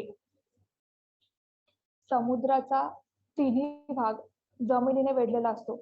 का जमिनीने वेढलेला असतो? समजा आधी पूर्ण जमीन असेल अशी, समजा पूर्ण जमीन असेल आणि इथून वारा येणार, खालून जर वारा आला तर त्या भागाची झीज होणार. खालून जर वारा गेला तर ह्या भागाची झीज होणार, इथे खड्डा तयार होणार. अजून झीज झाली तर असा खड्डा तयार होणार. अजून जर झीज होली तर असा खड्डा आणि त्याच्यानंतर अगदी मोठा खड्डा तयार होतो आणि त्याचा तिन्ही भाग मग जमिनीने वेढल्यासारखा दिसतो आणि मध्ये समुद्र, त्याला बोलतात बे. जसं की बे ऑफ बेंगॉल, बंगालचा उपसागर. ह्या बाजूला आहे इंडिया, वरती बांगलादेशचा थोडाफार भाग आहे आणि इथे म्यानमार किंवा इंडियाचा मिझोरम वगैरे हा जो भाग येतो बे, त्याला बोलतात बे. म्हणजे बे ऑफ बेंगॉल जो आहे, बंगालचा उपसागर, अगदी खूप वर्षांपूर्वी आधी जमीन असेल, मग त्याचं इरोजन होत होत होत होत हा असा खड्डा तयार झाला, खूप मोठा खड्डा, ज्याचा तिन्ही भाग आता जमिनीने वेढलेला आहे, त्याला बोलतात बे. जसं की बे ऑफ बेंगॉल, बंगालचा उपसागर. हे झाले सागरी लाटांच्या इरोजनमुळे, क्षरणकारामुळे कोणकोणती भूरूपे तयार होतात. आर्च म्हणजे छोटासा खड्डा, तो खड्डा वाढत गेला तर त्याला केव असं म्हणतात किंवा गुहा म्हणतात. त्यानंतर शेवटी एक असा दगडासारखा किंवा मोठा भाग उरतो दगडाचा, त्याला बोलतात स्टॅक. त्यानंतर क्लिफ म्हणजे समुद्राच्या बाजूला जर टेकडी असेल, त्या टेकडीचे पीक, त्या टेकडीचा हायेस्ट पॉइंट किंवा पीक, त्याला बोलतात क्लिफ. ब्लो होल म्हणजे असा होल असतो, त्या होल मधून पाणी जातं आणि त्या वरती जाणार दगडाच्या वरती, त्याला बोलतात ब्लो होल. आणि बे म्हणजे समुद्राचा असा भाग जो तिन्ही बाजूनी जमिनीने वेढलेला असतो, त्याला बोलतात बे. अजून काही भूरूपे आहेत जे आपण उद्याच्या लेक्चर मध्ये बघूया. कोणाला क्वेश्चन आहे का?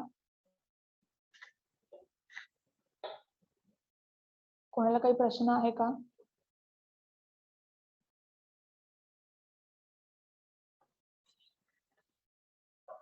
हा डायग्राम्स काढून घ्या सर्वांनी.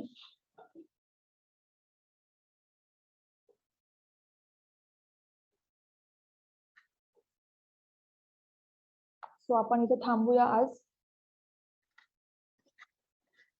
डायग्राम्स काढून घ्या किंवा स्क्रीनशॉट काढून घ्या. Yes madam, thank you. हा, ओके.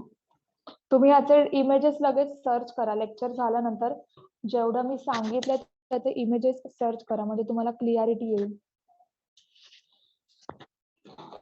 ओके, सो आपण थांबूया इथे.